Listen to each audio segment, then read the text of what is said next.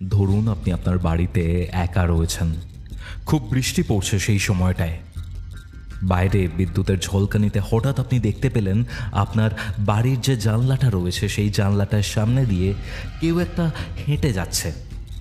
হাঁটাটা খুব একটা স্বাভাবিক নয়, কারণ যে হাঁটছে তার উচ্চতা অনেকটাই বেশি এবং তার মুখটা ক্লিয়ারলি ভিজিবল নয়। সে বাম দিক থেকে ডান দিকে যাচ্ছে, সে কিন্তু রিটার্ন করছে না, আবার সে বাম দিক থেকে ডান দিকে যাচ্ছে। এই জিনিসটা যদি কন্টিনিউয়াস চলতে থাকে তাহলে কেমনটা লাগবে? ইভেন একটা টাইম পিরিয়ডের পর আপনি বুঝতে পারলেন যে এরকম হাঁটা চলাটা করছিল সে জীবন্ত কোনো মানুষই নয়। কেমন ফিল হবে আপনার? কিউরিওফাইটে আজকে যে ঘটনাটা আপনারা শুনতে চলেছেন সেটা একটা জাম্পস্কেয়ার টাইপের ঘটনা। এই যে ঘটনাটা রয়েছে সেটার প্রত্যেকটা পদে পদে ভয়ের একটা শীতল আবেশ রয়েছে। আর এটা কিন্তু কোনো গাল গল্প নয়, এটা ঘটেছে খোদ গড়িয়া স্টেশনের কাছে একটা বাড়িতে, যেখানে হাজব্যান্ড ওয়াইফ এবং তাদের এক বাচ্চা থাকতো। প্রায় 10 বছর ধরে লাগাতার এই ঘটনাটা চলতে থাকে।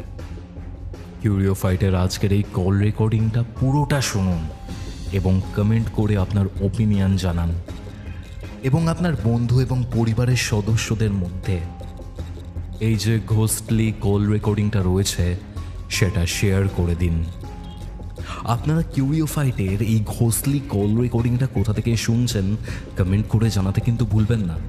এবং হ্যাঁ, কিউরিওফাইটে যদি নতুন হয়ে থাকেন তাহলে সাবস্ক্রাইব করে বেল নোটিফিকেশন অন করে রাখতে ভুলবেন না, যাতে কিউরিওফাইটের এরকম প্রত্যেকটা হরর পডকাস্ট আপনারা সবার আগে পেয়ে যান। এবার এখানে আসি আপনারা যারা যারা কিউরিওফাইটে ঘটনা শেয়ার করতে চান তাদের বিষয়ে। আমি ডেসক্রিপশন বক্সে এবং কমেন্ট সেকশনের পিন কমেন্টে নাম্বার দিয়ে রাখছি, হোয়াটসঅ্যাপ নাম্বার, যে হোয়াটসঅ্যাপ নাম্বারে যোগাযোগ করে আপনারা ঘটনা পাঠাতে পারবেন কিউরিওফাইটে। এবং অবশ্যই আপনারাও কিউরিওফাইটে এসে আপনার ঘটনা একটা ঘোস্টলি কল রেকর্ডিংয়ের মাধ্যমে আমাদের কিউরিওফাইট ফ্যামিলিকে জানাতে পারবেন। এছাড়া আমাকে ইনস্টাগ্রামে ফলো করতে পারেন। এরকম টাইপের প্যারানর্মাল বিষয়ে অনেক ধরনের ইনফরমেশন কিন্তু কিউরিওফাইটের তরফ থেকে ইনস্টাগ্রামে দেওয়া হচ্ছে, তাহলে ডেফিনেটলি ইনস্টাগ্রামে ফলো করতে ভুলবেন না। তাহলে চলুন আমি আর কথা বাড়াবো না, সরাসরি চলে যাচ্ছি কিউরিওফাইটের ঘোস্টলি কল রেকর্ডিং সিরিজের মারাত্মক একটি হরর পডকাস্টে। ঘড়িতে বেলা 3টে, রবিবার। আপনারা শুনছেন কিউরিওফাইটের ঘোস্টলি কল রেকর্ডিং সিরিজের একটি হরর পডকাস্ট। আপনাদের আজকের horror dose. Hello Ipsita. Hello hello Kaustav, কেমন আছো? ভালো আছি। আচ্ছা, তুমি বেশ কিছুদিন আগে আমাদের সাথে যোগাযোগ করেছিলে। তোমার একটা ঘটনা রয়েছে, যেই ঘটনাটা প্রায় 10 বছর ধরে ঘটেছে এবং 10 বছর ধরে তোমরা মারাত্মক ভাবে সাফার করেছো। ইভেন আমি যতটা জানি তুমি গড়িয়াতে থাকো বা থাকতে, এখন গলফাতে থাকো, তাই তো? এখন হ্যাঁ, একদম একদম। আর এখন তোমার এই যে শিফটিং, বা তুমি ধরো এখন গড়ফাতে থাকছো তোমার সন্তান তোমার হাজবেন্ডের সাথে, ঠিক আছে, তোমার মায়ের কাছে আই থিঙ্ক তুমি থাকো, যদি খুব ভুল না করি। কিন্তু এই যে জিনিসটা, এখনকার যে সিচুয়েশনটা, সেই সিচুয়েশনের পেছনে মারাত্মক কিছু ঘটনা রয়েছে যেটা প্রলংড টাইম ধরে ঘটেছে, রাইট? একদম। আমি জানতে চাই ইপসিতা, তোমার সাথে অ্যাকচুয়ালি কি ঘটেছে, কারণ আমি যতটা শুনেছি আমার বেশ ভয়ের মনে হয়েছে। এমন এমন ইনসিডেন্ট যে ঘোর কলকাতার বুকে হয় সেটা ভাবতেও অবাক লাগে আমার।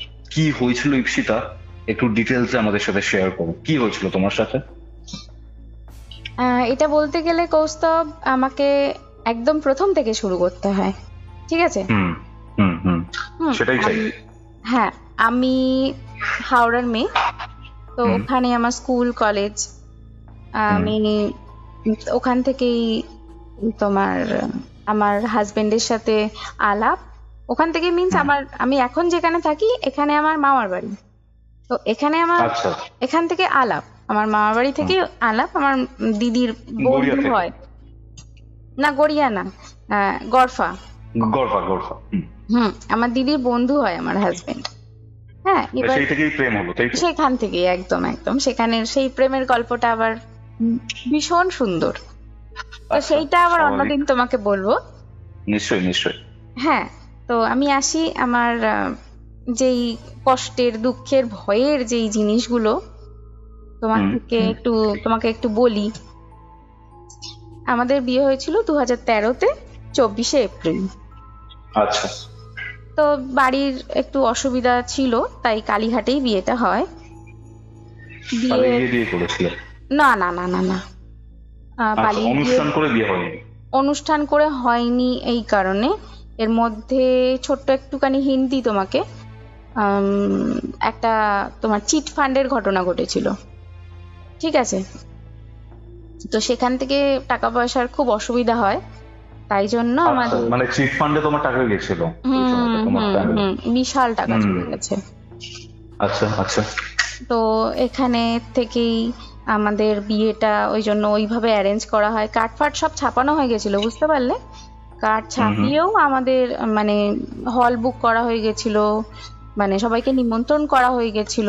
সেখান থেকে কালীঘাটে বিয়ে হয় নর্মাল ভাবে। তো বিয়ে হয়, বিয়ের পরের দিন কাল রাত্রি, সেহেতু মুখ তো দেখতে নেই, তো সেটা কেটে যায়। বউ ভাত হয়। বউ ভাতের সময়ও খুব মুষ্টিমেয় লোকেদের নিমন্ত্রণ ছিল, ওর বন্ধু বান্ধব যারা ছিল ব্যাস তারাই। সেই দিন থেকে আমি লক্ষ্য করি যে এরা বিশেষ খুশি না, মানে আমার শ্বশুর শাশুড়ি ননদ নন্দাই এরা বিশেষ খুশি না। বুঝতে পারছো? না, এরা বিশেষ খুশি না এই কারণে যে কারণটা না, আমাকে ওরা পছন্দ করতো না মেনলি। আচ্ছা, আচ্ছা। তো বউ ভাতের দিনে আমি দেখছি সব, মানে বউ ভাতের দিনে কি হবে, একজনের ছেলের বিয়ে, একজনের দাদার বিয়ে, তারা তো বেশ আনন্দ করবে, সাজুগুজু করে বেশ সুন্দরভাবে অতিথি আপ্যায়ন করবে। তারা না একদম নর্মাল ঘরে যেরকম একটা কাজের লোকেরা পোশাক পরে থাকে, ঠিক ওরা সেম ওয়েতে ওরম ভাবে ছিল। আর আত্মীয় স্বজন আসছিল, তারাও দেখছে, মানে বন্ধু বান্ধবরাও দেখছে, যে অবাক হয়ে যাচ্ছে এরকম কেন আছে। তো সেটাকে মানে ওই যে বলেন না, নাজার আন্দাজ করে মানে বউ ভাতটা হলো। আচ্ছা। বউ ভাতের পর দিন মানে বউ ভাতেও একটা ছিল, রাত্রিবেলা এসে আমার রিচুয়ালস থাকে বিভিন্ন, ওই চুল দিয়ে বরের পা ধুয়ে দিতে হয়, হোয়াট এভার এগুলো থাকে, এগুলো সব করা হলো। তো শুতে যখন যাব, সেখানে এসে শাশুড়ি মা বললেন যে এখানে শোয়া যাবে না। তো আমরা অবাক হয়ে গেলাম, মানে বিছনার চাদরটা ব্লু কালারের ছিল, বুঝতে পারলে? আর সেখানে কালো কালো কালো কালো প্রিন্ট ছিল। তো বলছে না, এই কালোর ওপরে শুতে দেবো না বলে চাদরটাকে জোরে টেনে খুলে নিয়ে চলে গেল। আর আমরা ওই নতুন জাজিম, তখন বৈশাখ মাস, বিশাল গরম, ওই জাজিমের ওপরে শুয়েছি, বুঝতে পারছো? আমি এরকমই টিপিক্যাল, আমি ওর মুখ দেখছি, ও আমার মুখ দেখছে। হঠাৎ করে কারেন্ট চলে গেল, তার মধ্যে বিশাল গরম, মানে তুমি বুঝতে পারছো ফুলসজ্জার রাত, একদম ফুলসজ্জার রাতে কারেন্ট অফ। আমি দেখছি বাইরে, জানলা দিয়ে দেখছি বাইরে না, মানে ডিমের মতো হয়ে লাইট গুলো জ্বলছে, পোস্টের লাইট। আমি যে আমাদের বাড়িতেই কারেন্ট গেল, ওখানে পোস্টের লাইট গুলো আছে, আদার্স বাড়ির মানে হালকা লাইট জ্বলছে, মানে ওদের ডিম লাইট গুলো জ্বলছে। তো আমি না একটু অবাক হয়ে গেলাম। আমার বরকেও বললাম, বলে না না মাঝে মাঝে ফেস যায়। তো তাই ঠিক আছে, মেনে নিলাম। বউ ভাতের পরের দিন সকালবেলা উঠলাম, উঠে ফ্রেশ হতে যাচ্ছি বাথরুমে, দাঁত মাজতে মাজতে দেখি যে পাশ থেকে কোথা দিয়ে ধোঁয়া উঠছে। তো আমি ধোঁয়া উঠছে, তুমি কোনোদিন ভাবতে পারবে কৌস্তব কি যাদের নতুন বিয়ে হচ্ছে তাদের হঠাৎ করে টোপর গুলোকে ধরিয়ে দেওয়া হলো? মানে আগুনে ধরিয়ে দিয়েছে? আগুনে পুড়িয়ে দিয়েছে। আমি দেখছি আচ্ছা। যে ওই ধোঁয়াগুলো কিসের ধোঁয়া, না আমাদের টোপর জ্বলছে, বরমালা জ্বলছে। কি অবস্থা! কি অবস্থা তাহলে তুমি চিন্তা করো। আমি এটা দেখলাম, দেখে আমি সঙ্গে সঙ্গে দৌড়ে ঘরে গেলাম। ঘরে গিয়ে বললাম চলো হুম, চলো হুম, চলো, তুমি একটু চলো আমার সাথে, দেখো এই এই কাণ্ডগুলো হয়েছে। তো এলো, এসে বলছে দাঁড়াও, শান্ত হও, আর এই ব্যাপারটা চেপে যাও, কিছু বলবে না। তো আমি চুপ করে গেলাম। বিশেষ করে আমার বর ভীষণ ভীষণ শান্ত, জানো তো। হুম, ও একদম ঝগড়া, অশান্তি এসব পছন্দই করে না। তো এটা গেল। তারপরে কি হচ্ছে, 2 দিন 3 দিন ছাড়া ছাড়া খোঁটা দিয়ে দিয়ে কথা বলা। শ্বশুর খোঁটা দিয়ে কথা বলছে, শাশুড়ি খোঁটা দিয়ে কথা বলছে। তো আমি কিছু বলতাম না, চুপচাপ কাঁদতাম বসে বসে ঘরে। হুম। তোমার যখন বিয়ে হয়েছিল তোমার বয়স কত তখন? আমার তখন বয়স 25। আচ্ছা, আচ্ছা। এইবারে তোমার কাঁদতাম। আমার বড় খুব আপসেট হয়ে থাকতো যে আমার বউটাকে আমি একটু শান্তি দিতে পারছি না। হুম। তো এইভাবে চলতে চলতে না, এমন এত অশান্তি বেড়ে গেল যে আমার বাবা মাকে আমার শ্বশুর শাশুড়ি ডাকলেন বাড়িতে, ভুল ভাল কারণ দেখিয়ে বলছে না আপনাদের মেয়েকে নিয়ে চলে যান, এক্ষুনি বার করে দিন। মানে সঙ্গে সঙ্গে বার করে দিল আমাকে। আমি আমার শ্বশুরবাড়ি বরের, হ্যাঁ, আমি আমার বরের হাত ধরে বলছি আমি আমাকে চলে যেতে হচ্ছে কেন, তুমি কিছু বলছো না কেন। হ্যাঁ, এইটা আমার বর না তখন চুপ হয়ে গেছে, মানে ও কি বলবে ও বুঝে পাচ্ছে না। হ্যাঁ, হ্যাঁ। তো আমাকে আমার বাবা মা একটু বকাঝকা দিতে দিতেই নিয়ে যাচ্ছে যে হ্যাঁ তোকে বলেছিলাম যে এগুলো দেখে শুনে কর, দেখ কি হলো, আর আসতে দেবো না আমি তোকে, এরকম করে একটা বাবা মা তো বলবেই না। হ্যাঁ। তো এত কষ্ট হচ্ছে তখন। তারপরেই আমার সন্ধেবেলায় আমার বর এলো আমাদের বাড়িতে, এসে ঠাকুমাকে বোঝালো, মা বাবার কাছে ক্ষমা চাইলো, বোঝালো। আমার বাবা মা বলছে না তোমার তো কোনো দোষ নেই, তুমি কি বলি বলো তো, আমার মেয়েটাকেও আমি ছাড়তে পারছি না। বলে না আমি নিয়ে যাচ্ছি ওকে, আপনারা নিশ্চিন্তে থাকুন, কিছু হবে না, ওর কিছু আমি হতে দেবো না। তো আমরা সেদিনকে ফিরে এলাম। আমি যেই ফিরে এলাম, সেই ওদের ভালো লাগলো না ব্যাপারটা, যে না কাজটা তো হলো না। বুঝতে পারলে, আরো বুঝতে পারবে আমাকে তাড়ানোর জন্য ওরা কত প্ল্যানিং করেছে। আচ্ছা। এইবার কি হলো? এরপরে আমি এলাম। আমাকে ও বলেছিল দেখো ওরা যাই বলুক চুপচাপ থাকবে, কিছু বলবে না। তো ওরা দেখি 15-20 দিনের মধ্যেই ওরা নিজেদের মধ্যে আলোচনা করে বললো যে না আমরা একই বাড়িতে থাকতে পারবো না, আমরা অন্য জায়গায় থাকবো। তো ছেলে বলল যে, মানে আমার হাজবেন্ড বলল যে ঠিক আছে, মানে ও কোনো রকম বাধা দিল না, ঠিক আছে, বললো না ঠিক আছে তোমরা যেখানে ভালো থাকবে সেখানে যাও। তো ওরা আমাদের ওই বাড়ি থেকে ওই 5-6 কিলোমিটার দূরে একটা জায়গায় কোয়ার্টার নিল। আচ্ছা। কোয়ার্টারে থাকতে শুরু করলো, মাঝে মাঝে আসা যাওয়া করতো। বুঝতে পারলে, ওই ধরো 3 মাস 6 মাস এরম টাইমে গ্যাপে গ্যাপে আসতো। আর ঠিক ওরা আসতো কবে জানো, ঠিক শনিবার নয় মঙ্গলবার, এরম গ্যাপে গ্যাপে আসতো। আর এই দিনগুলো বেছে নিত। তো এর শনিবার আসতো নয় মঙ্গলবার আসতো, একদম একদম খুব রেয়ার এসেছে তোমার মঙ্গলবারে, বেশিরভাগটাই শনিবারে এসেছে। তো আসতো আর আমাকে বর বলতো দেখো ওরা আসবে, তুমি রাগ করো না জানো। আমি বলছি না না রাগ করবো কেন। তো আমি রান্না বান্না করতাম, আমি না যথাসম্ভব ওদেরকে প্রত্যেকবার না আমি সুযোগ দিয়েছি যে একটা ভালোভাবে মিলেমিশে থাকি, প্রত্যেকটা বার আমি সুযোগ দিয়েছি। তো ওরা না সুযোগের মানে অপব্যবহার করেছে। প্রথমবার এলো, এসে তুমি কোনোদিন ভাবতে পারবে মানে কিরকম তোমার অড লাগবে না যে হঠাৎ করে তোমাকে এক গাদা ধূপকাঠি তোমার হাতে যদি কেউ ধরিয়ে দেয়, তোমার কিরকম অড লাগবে বলো? কেসটা কি হয়েছিল? আমাকে বলছে যে এই নাও, ব্যাগ থেকে ধূপকাঠি বার করেছে, এক বান্ডিল, এক গোছা ধূপকাঠি বার করে আমার হাতে ধরিয়ে দিয়েছে। বলছে এই না, ধূপকাঠি গুলো না তুমি ঠিক পুজো দেওয়ার সময় জ্বালাবে। আমি বললাম যে ঠিক আছে। তো আমাদের মানে আমাদের বাড়িতে না কোনোদিন এইরকম জিনিস আমরা তো ভাবিও নি, তো তোমাকে পরে বলবো কি ভাবিনি আমরা। তো এইসব হলো, আমি ধূপকাঠি জ্বালালাম, মন্দিরে তো দিলাম। তারা ওই শনিবার দিন এলো, চলে গেল, থাকতো না কিন্তু রাত্রিবেলা, মানে রাতে থাকতোই না একদম? না, রাতে থাকলেও সকালবেলা পালাতো, খুব রেয়ার রাতে থাকতো। হ্যাঁ, রাতে থাকলে বিশাল অশান্তি হতো, বিশাল কিছু না কিছু নিয়ে অশান্তি।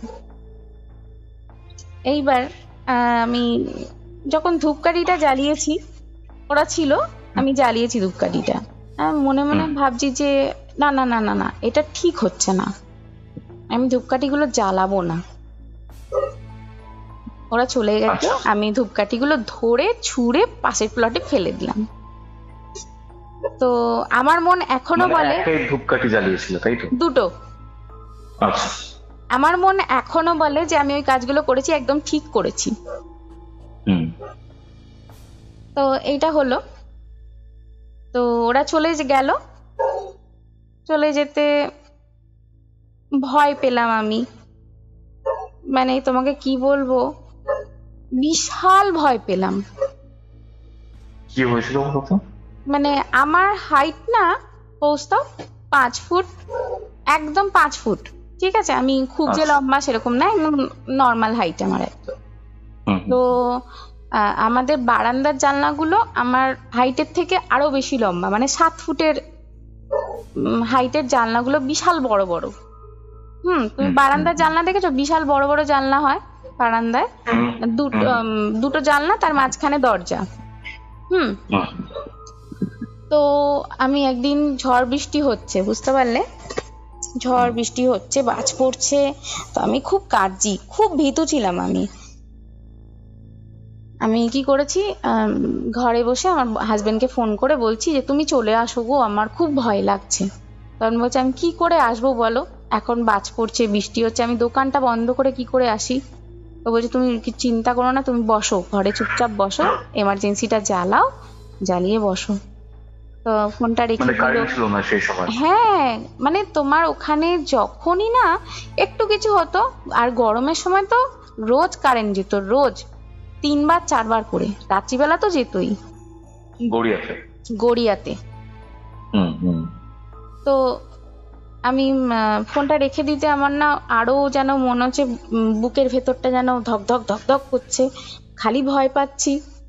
তুমি একা একা একটা বাড়িতে একটা মেয়ে যদি থাকে তো ভয় পাবে, নতুন জায়গা, বুঝতে পারলে তো, সে তো ভয় পাবেই। আমার ভীষণ ভয় লাগছে, মানে বুকের ভেতরটা বলে না মোচড় দিয়ে উঠছে, ওই রকম খুব ভয় লাগছে, মানে যেন মনে হচ্ছে এক্ষুনি আমি শেষ হয়ে যাবো এখানে। তো সেই সময় হঠাৎ আমি দেখি আমাদের ওই জানলাটা, আমি তোমাকে হাইটটা বললাম না, জানলাটা বেশ বড় বড় জানলাগুলো, আমি হ্যাঁ হ্যাঁ হ্যাঁ, আমি ঘর থেকে দেখতে পাচ্ছি ওই জানলার ওপাশ দিয়ে বাঁ দিক থেকে ডান দিকে কেউ স্যাট করে চলে গেল। আচ্ছা আচ্ছা।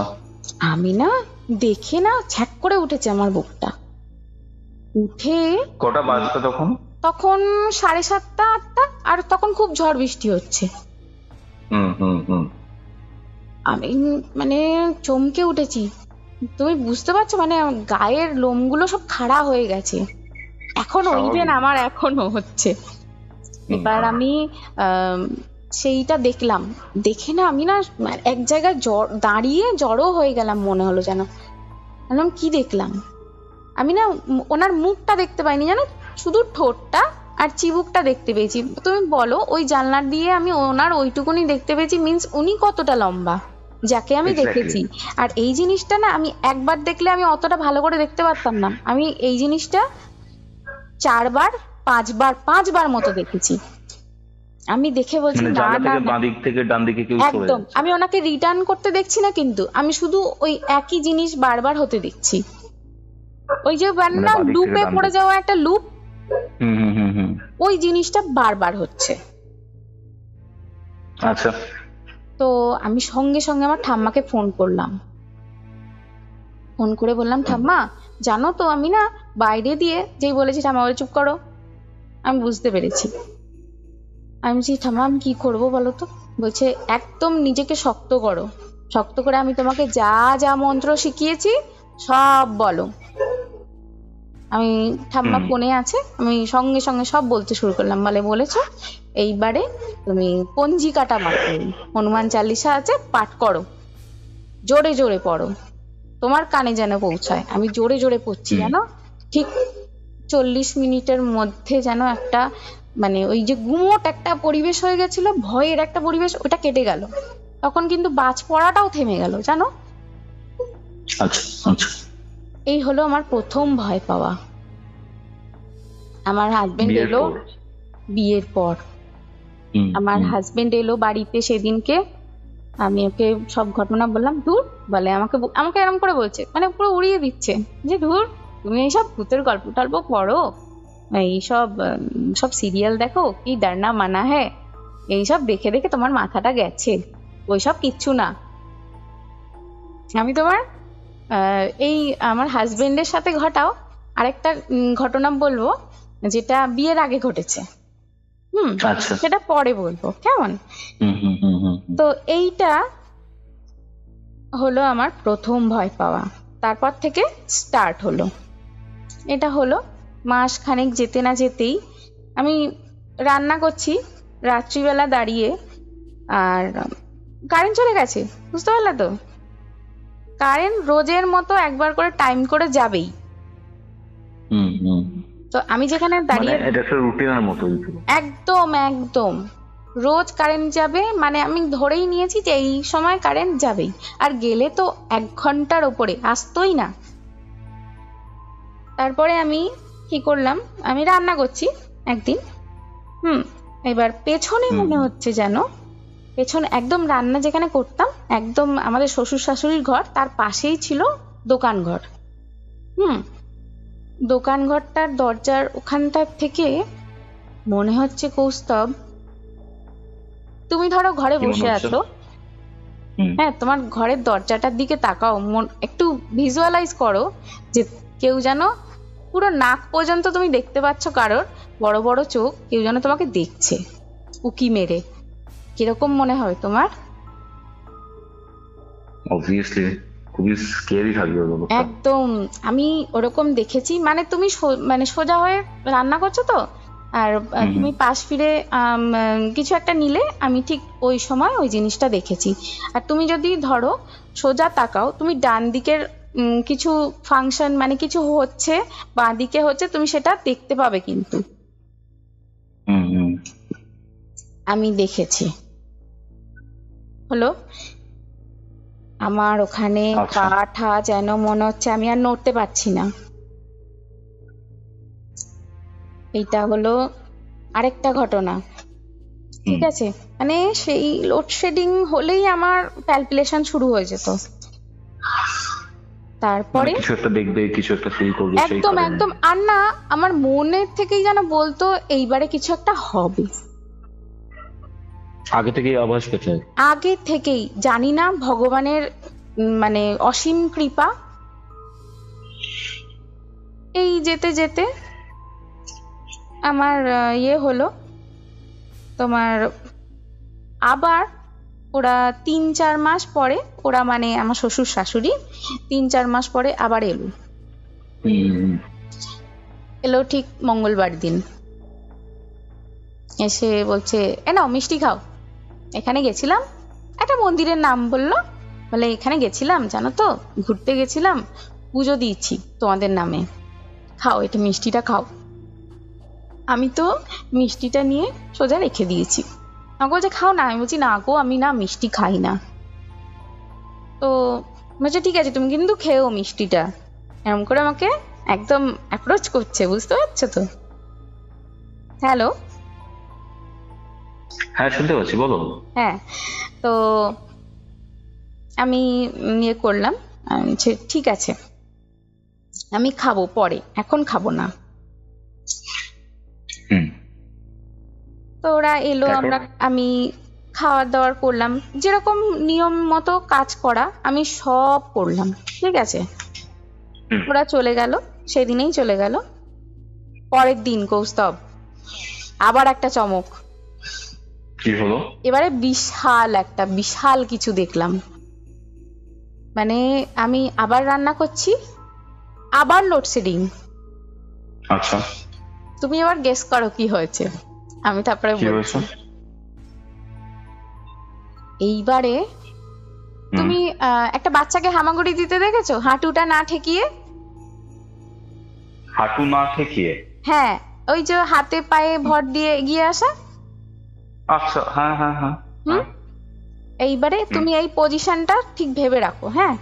আমি তোমাকে বলছি কি হয়েছে। গরমকাল, আবার লোডশেডিং। মানে গরমকাল না, তখন প্রায় বর্ষা মতো হচ্ছে, আবার লোডশেডিং হয়ে গেছে, বুঝতে পারছো? তো আমি এমার্জেন্সিটা জ্বালিয়ে বলছি না, বারান্দায় যাই, বড় মোমবাতি আমি এনে রাখতাম, বড় মোমবাতিটা ধরিয়ে জাস্ট সাইডে রাখতে গেছি। আমি দেখলাম ওই রকম পজিশনে কেউ একটা এগিয়ে এলো, আমি সঙ্গে সঙ্গে ওইদিকে যেই তাকিয়েছি না, আর নেই, আর কেউ নেই। মানে হামাগুড়ি দিয়ে এরকম ভাবে হ্যাঁ, মানে কি হাঁটুটা ঠেকায়নি, কিন্তু ওই রকম একটা পজিশনে ঘাড় বেঁকিয়ে কেউ যেন এগিয়ে এলো, মানে ওই ধরো 4-5 পা এগিয়ে এলো, ওইরকম ভাবে এসে ভ্যানিশ, আর নেই। আমি ওটা দেখে না, মানে প্রায় আমার হার্ট অ্যাটাক করে গেল, মানে এরকম অবস্থায় এত ভয় পেয়েছি আমি তখন না খুব আমার মানে ভয়তেই মনে হয় গাটা গরম হয়ে গেল। আচ্ছা আচ্ছা। আমি কিছুক্ষণের জন্য ঘরে বসে রইলাম, একদম বিছনা মানে এক কোণে চলে গেছি, এক কোণে গিয়ে চুপচাপ বসে ঠাকুরের নাম করছি। আর সেদিনকে আমার হাজবেন্ড একটু তাড়াতাড়ি বাড়ি চলে এসছে। তো বাড়িতে চলে এসে দেখছে অন্ধকার, করছে, বাইকের হর্ন দিচ্ছে, বেল তো বাজবে না, বাইকের হর্ন দিচ্ছে। আমি না বেরোতে, ওই যে বারান্দা ক্রস করে উঠোনে বেরিয়ে মেন গেটটা খুলবো, ওই সাহসটাই আমার হচ্ছে না। তো আমি বেরোইনি, জানো ও কি করেছে, আমাদের বিশাল বড় 4-5 ফুটের পাঁচিল দেওয়া, চারিদিকে ঘেরা। ও দেখছে যে না অনেকক্ষণ ধরে বাজাচ্ছি, খুলছে না কেন, কিছু হলো নাকি। ও কি করেছে, বাইক রেখেছে, পাঁচিল টপকে এসে নিজের চাবি ছিল, চাবি দিয়ে তালা খুলেছে, খুলে বাইক ঢুকিয়েছে, ঘরে ঢুকে দেখে আমি এক কোণে বসে আছি আর ভয়তে কাঁপছি। তো বলছে কি হয়েছে, আমি বলছি আমার খুব ভয় লেগেছে, এরকম আমি দেখেছি। তখন বলছে আচ্ছা ঠিক আছে। ও তখনও বিশ্বাস করেনি, আমি তখন বুঝতে পেরেছি, একদম বিশ্বাস করেনি আমার কথা। কিন্তু আমি কাকে বলবো, ওকে মানে যাই দেখতাম ওকে বলতাম, আমি বিশ্বাস করলে করবে, না করলে না করবে, একদম। তো এইটা হচ্ছে আমার মারাত্মক ভয় পেয়েছি আমি তখন, দেখছি কি হচ্ছে। তো এরকম না চলতেই থাকলো। তো বছর খানেক পর আমি প্রেগনেন্ট হলাম। আমি যখন প্রেগনেন্ট, তখন তো বলে প্রেগনেন্ট মহিলাদের একা রাখতে নেই, তো তার জন্য আমার মা এসে আমার সাথে থাকলো। আচ্ছা আচ্ছা, মানে তোমাদের ওই গড়িয়ার বাড়িতে একদম মা এসে আমার সাথে থাকলো। কিন্তু আমি না মায়ের মনটাও খুব খারাপ দেখতাম, আমাকে কিছু শেয়ার করতো না। সে বাচ্চা হয়ে যাওয়ার 1 বছর পর আমাকে আমার মা বলে, জানিস মনা, আমি তো ঠাকুর ঘরে শুতাম, ঠিক বাইরে যতক্ষণ ছেলেরা আড্ডা দিত, আমাদের ঘরের উল্টো দিকেই একটা ক্লাব ছিল, জানো তো, অনেক রাত পর্যন্ত ক্লাবে ছেলেরা থাকতো, আড্ডা দিত। তো হুম। বলছে আমি যতক্ষণ মানে ছেলেগুলো থাকতো আওয়াজ পেতাম, ততক্ষণ আমি নিশ্চিন্তে যেন একটা হালকা ঘুমাতাম। যেই নিস্তব্ধ হয়ে যেত সেই আমি আর ঘুমাতে পারতাম না। আমি বলছি কেন মা? তখন বলছে জানিস আমার মশারির বাইরে কেউ দাঁড়িয়ে থাকতো। আমি বলছি মশারির মা, বাইরে দাঁড়িয়ে থাকতো? হ্যাঁ। আমি বলছি আচ্ছা মা আচ্ছা। কি বলছো, তুমি আমাকে তখন কেন বলনি? হ্যাঁ। তাহলে তো আমরা একসাথে শুতে পারতাম, আমাদের কত বড় খাট। তখন বলছে না রে মনা, আমি তখন নড়তে পারছি না, আমি জানি চোখ খুললেই আমি যেন দেখতে পাবো। আর ওরকম মনে হতো যেন, আরো মনে হতো যেন মশারির ওপরে কেউ আছে আর মশারির বাইরে কেউ দাঁড়িয়ে আছে, বা কেউ দরজা দিয়ে উকি দিচ্ছে। আমি যেমন দেখেছিলাম দরজা দিয়ে কেউ উকি দিচ্ছে, একদম মাও ফেস করেছে। মানে এইটা মায়ের সাথে, আমার সাথে মা ওখানে 6 মাস ছিল, মায়ের সাথে কন্টিনিউ এই জিনিসগুলো হয়েছে। বলছে মা আমি না, ওই জন্য আমি আমার মাকে দেখতাম সকালবেলা তাড়াতাড়ি রান্না করতো, করে না ঘুমিয়ে নিত সকালবেলাটা, ওই রাত্রিবেলাটা যে সে জেগে থাকতো। ওহ, এই এত কাণ্ড ঘটে গেছে, আমাকে মা তখন কিচ্ছু বলেনি। আমার সাথেও ঘটেছে কিরকম, মানে আমার বলে না মুড সুইং হয় প্রেগনেন্সিতে। হুম হুম হুম, আমি আয়নার সামনে খালি যেতাম, মনে আচ্ছা। হতো না, তুমি আয়নার সামনে দাঁড়ালে কি মনে হবে তুমি নিজেকে দেখছো, আমি না নিজেকে দেখতাম না জানো। কাকে দেখতে হবে? ফ্যাকাশে মতো যেন, আমি না ওটা, না আমি যেন না ওটা। তারপরে মাঝে মাঝে খুব রাগ হতো, এটা মুড সুইং এর জন্য হয়েছে কি অন্য কিছুর জন্য হয়েছে বুঝতে পারতাম না। মাঝে মাঝে মাটি, প্রেগনেন্ট তখন আমি প্রায় 7-8 মাসের প্রেগনেন্ট, আমি মাটিতে শুয়ে পড়তাম রাগের চোটে, খুব রাগ হতো, খুব রাগ। মাটিতে রাগটা শুয়ে, কিসের ওপর হতো? হ্যাঁ রাগটা কিসের ওপর হতো? কিছুর ওপর না, এমনি নিজে নিজের খুব রাগ হতো, খুব রাগ হতো। মাটিতে শুয়ে পড়তাম কেউ যখন থাকতো না, মা ধরো কিছু একদিনের জন্য বা দুদিনের জন্য বাড়ি চলে যেত, তখন আমি এরকম করতাম, পাগলামি করতাম। তো এই জিনিসগুলো হতো। তখন বরের সাথেও খুব ঝামেলাঝাটি হতো আমার। যখনই ঝামেলাঝাটি হতো না কৌস্তব, তখনই আমার মন থেকে বলতো কি বলতো, আমি খালি কি বল? ওপরে সিলিং এর দিকে তাকাতাম। হুম, আর তাকিয়ে আমার মন থেকে বলতো এইবারে দিয়ে দে, এইবারে দিয়ে দে। ঠিক আমার মন থেকে এইরকম বলতো, একদম হ্যাঙ্গিং, আত্মহত্যা, একদম। আমার মানে না, এরকম চিন্তা ভাবনা গুলো তোমার মধ্যে? হ্যাঁ মন থেকে যেন কেউ বলছে এইবারে দিয়ে দে। কিছু একটা অশান্তি হলো, আমি দরজা বন্ধ করে দিতাম, মানে বাইরে থেকে আমার হাজবেন্ড দরজা ঠকঠক ঠকঠক করে মানে প্রায় ভেঙে ফেলার মতো করতো, তারপর আমার যেন মতি ফিরতো, আমি তারপরে যেন দরজা খুলতাম। আমাকে বলতো তুমি একদম দরজা বন্ধ করবে না, আমি তাহলে দরজা ফরজা ভেঙে দেবো। তারপর তো বাচ্চা হয়ে গেল। তো বাচ্চা হওয়ার পর জিনিসটা কি একটু বেটার হয়েছিল? খুব স্ট্রেস ছিল আমার বেবি হওয়ার মানে মধ্যে, যে আমি এত কিছু ফেস করেছি। কিন্তু আমার বাবু খুব ভালো, ভীষণ ভালো, আমার ছেলে খুব ভালো, একদম শান্ত, খুব কথা শোনে। আমার ছেলে যখন ব্রেস্ট ফিড করতো তখনের ঘটনা তোমাকে আমি বলি। ধরো একদিন ওকে তো যখনই বাথরুম করে ফেলতো ওর খিদে পেয়ে যেত, হ্যাঁ তখনই ওকে ব্রেস্ট ফিড করাতে হতো। সন্ধ্যাবেলা করে আমি ওকে নিয়ে বসতাম, জানলা ছিল খাটের পেছন দিকে একটা জানলা ছিল, ওই জানলার দিকে পেছন করে বসতাম আর ওকে ব্রেস্ট ফিড করাতাম জানো। তো আমি দেখতাম আমার ছেলে না লাফ দিয়ে, মানে আমার নিজেতে কোলের মধ্যে পা দিয়ে শক্ত হয়ে পেছন দিকে দেখছে বড় বড় চোখ করে। আমি না বুঝতে পারতাম না, মাঝে মাঝে পেছন ফিরে দেখতাম, কিন্তু আমি ভাবতাম যে কি হলো, ও কি, ওরা ছোট, ওরা অনেক কিছু দেখে, ঠাকুর ঠাকুর দেখে, আমাকে তো অনেকে বলেছে যে না না ওরা ছোট, ওরা কিছু দেখবে না ভুলভাল। তো আমি এটাই ভাবতাম যে না না ঠিক আছে, ওরাও হয়তো খেলছে এরকম করে। আমাদের মানে খাটের একটা কোণ ছিল বুঝতে পারলে, তো একটা কোণে খাট সেট করা ছিল, তো তো ওই কোণটার দিকে বারবার করে শুয়ে থাকলেও ওই কোণটার দিকে বারবার করে তাকিয়ে থাকতো। আমি না অনেক দিন ধরে নোটিস করেছি ওকে। আস্তে আস্তে বড় হলো ছেলে, বড় হতে লোডশেডিং তো চলতোই, শুধু শীতকালটায় খুব কম লোডশেডিং হতো জানো তো। এইবারে আমার হঠাৎ করে বাবা অসুস্থ হয়ে এলেন, হঠাৎ করে বাবাকে হসপিটালে নিয়ে যাওয়া হলো। এটা কোন সালের ঘটনা বলছো বাবার এই এইটা হচ্ছে 2016।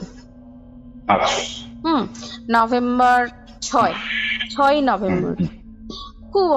খুব অসুস্থ হয়ে গেলেন বাবা হঠাৎ করে। না আমার মা বলছে ফোন করে যে বাবা মানে কিছু খেতে পাচ্ছে না, হঠাৎ করে বমি করেছে, আর 2-1 ফোঁটা মনে হয় বমির সাথে রক্ত বেরিয়েছে। তো মা আর চান্স নেয়নি, মা বাবাকে নিয়ে হসপিটালে চলে গেছে।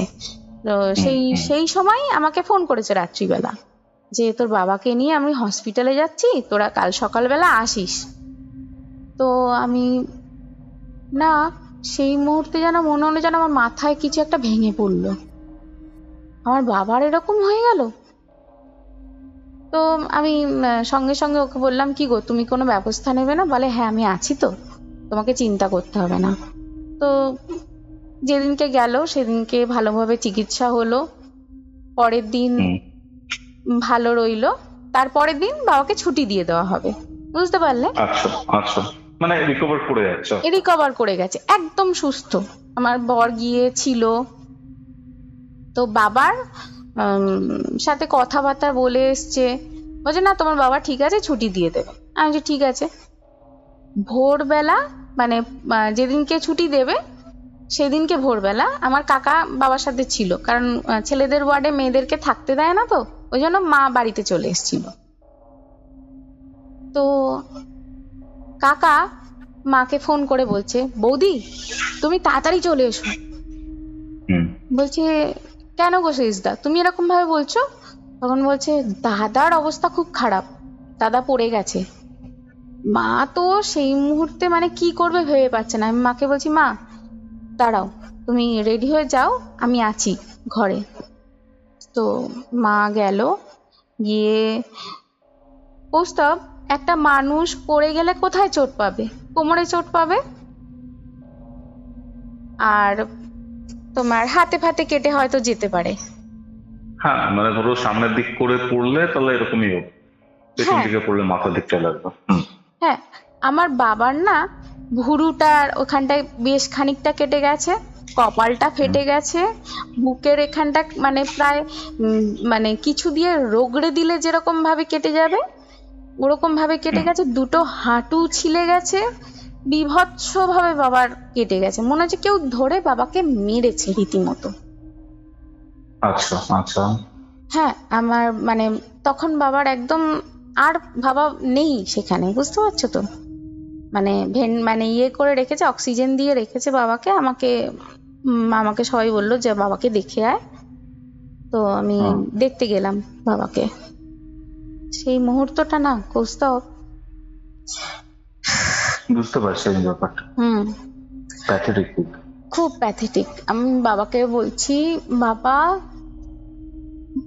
বাবাকে এরম ভাবে ডাকছি জানো, বাবা বাবা এরম করে ডেকেছি, আর বাবা একটা দীর্ঘ নিঃশ্বাস ফেললো জানো,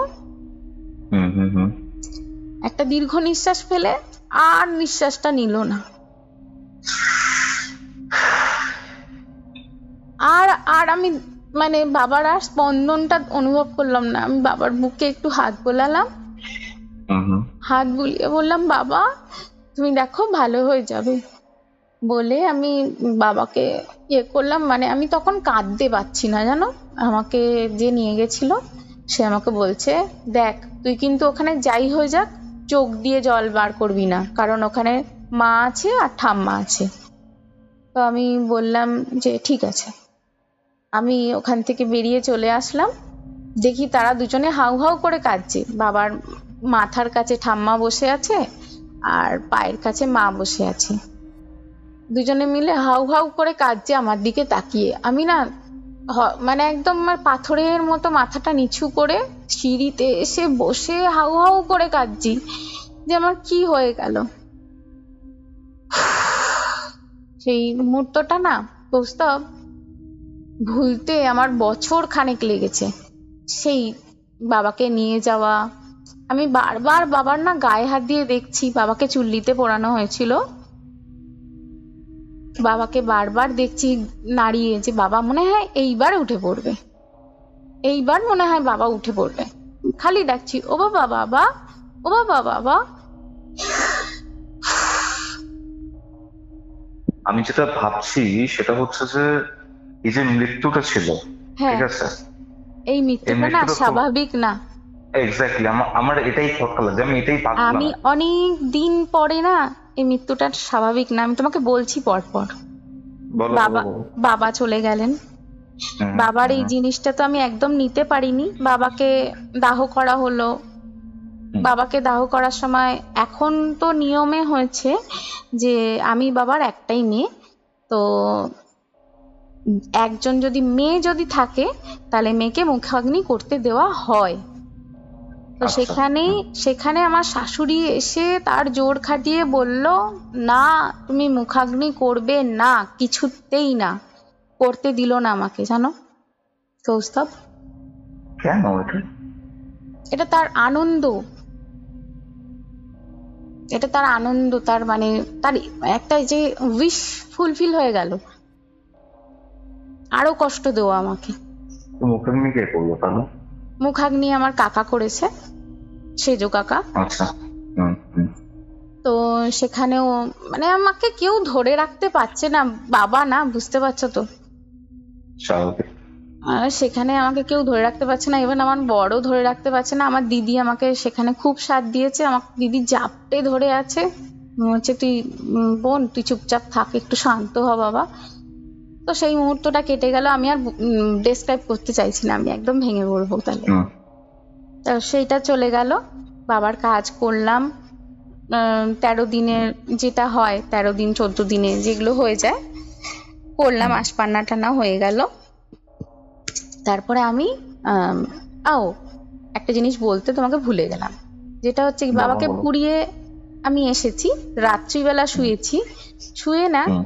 আমি দেখতে পাচ্ছি আমার বাবা মাথার কাছে দাঁড়িয়ে আছে। দেখতে না পেয়েছো মৃত্যুর পর? একদম মানে এটা স্বপ্ন দেখেছি কি রিয়েল দেখেছি আমার না এখনো না, আমি একদম সেটা ঠিকঠাক করে আমি বুঝতে পারছি না, এখনো আমি কনফিউজ। আমাকে বাবা জিজ্ঞাসা করছে কি জানো, কি জিজ্ঞেস বাবার করছো? কয়েকটা বন্ধুদের নাম জিজ্ঞাসা করছে, বলছে হ্যাঁ রে সুবীর কাকু এসছিল, লালটু কাকু এসছিল, এরম করে জিজ্ঞাসা করছে।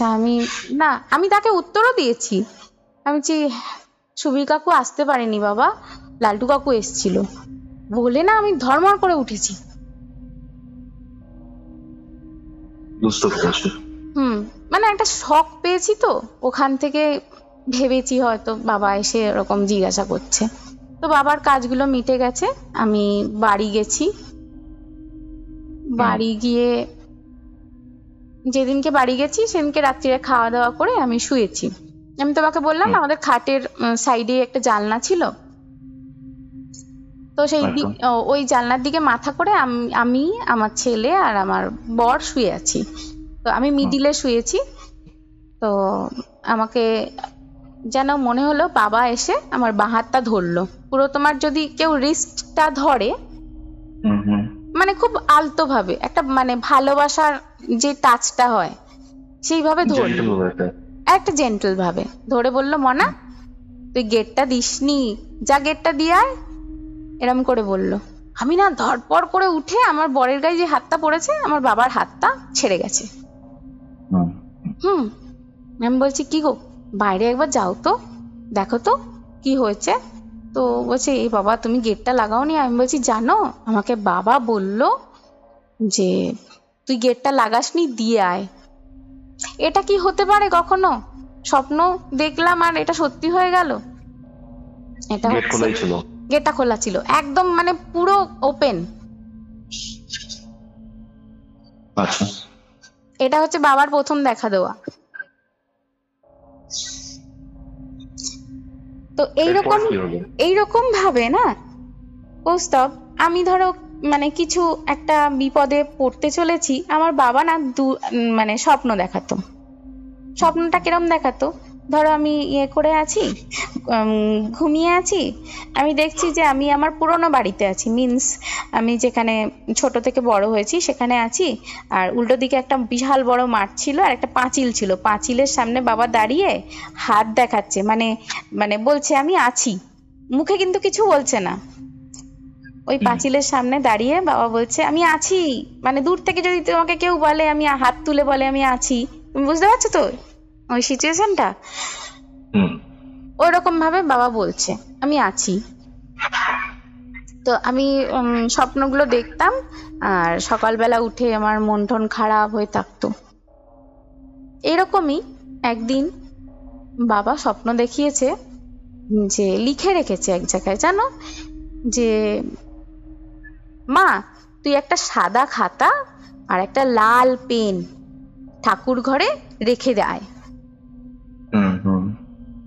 এইটা দেখেই আমার ঘুম ভেঙে গেছে, জানো, ভোরবেলা। আচ্ছা। তো ঠিক আছে, আমি ভাবলাম যে ঠিক আছে আজকে তো তাহলে করতে পারবো না, আমি তাহলে কালকে করি, স্নান টান করে খাতা কিনে আনবো, কিনে রাখবো। আমি এটা ভেবেও রেখেছিলাম যে আমি রাখবো। সেই দিনটা ছিল না 28 তারিখ, জানো, ডিসেম্বরের। আমার দিনটা মনে আছে, জানো কেন?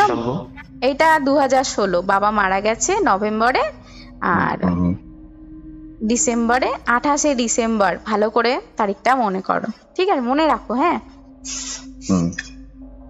এই দিনটা আমি ভোরবেলা স্বপ্ন দেখছি, মন টন খারাপ, তো একটু ঠান্ডা ঠান্ডাও পড়েছিল, ডিসেম্বর মাস। ছেলে তখন বড়, মানে প্রায় দাঁড়াতে পারে, তো ও খাটে একটা কোণে দাঁড়িয়ে দাঁড়িয়ে গান শুনছে আর নাচ করছে, মানে ওই যে বাচ্চারা এক হেলে হেলে দাঁড়িয়ে দাঁড়িয়ে সেই নাচ করে না, ওরকম ধরনের।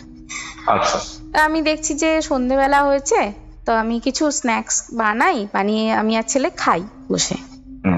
তো আমি না সবে পেঁয়াজটা কেটেছি। গোলা রুটি খেয়েছো তুমি? তো গোলা রুটি বানাবো বলে সবে পেঁয়াজটা কেটেছি। পেঁয়াজটা কাটলাম, আর তারপরেই না ফ্রিজটা খুলেছো তুমি? ফ্রিজ খুললে কিরকম একটা লাগে না, ঠান্ডা একটা যেন হাওয়া আসে। আমার পিছনটা না ওরকম পুরো ঠান্ডা হয়ে গেল। আমি না ভাবছি যে প্রথমে না একটু মানে চমকে গেলাম, তারপরে মনে মনে বললাম না না, মনে হয় পিছনের বারান্দার দরজার গেটটা খুলে গেছে। তো আমি আস্তে করে পেছন ঘুরেছি। কৌস্তব, পেছন কেন আমি ঘুরলাম জানো? পেছন ঘুরেছি, আর তুমি চিন্তা করো, মানে তুমি এটা ভিজুয়ালাইজ করো আমি যেগুলো বলছি। একজন বেশ লম্বা, হ্যাঁ, আর বেশ বড় মুখটা তার।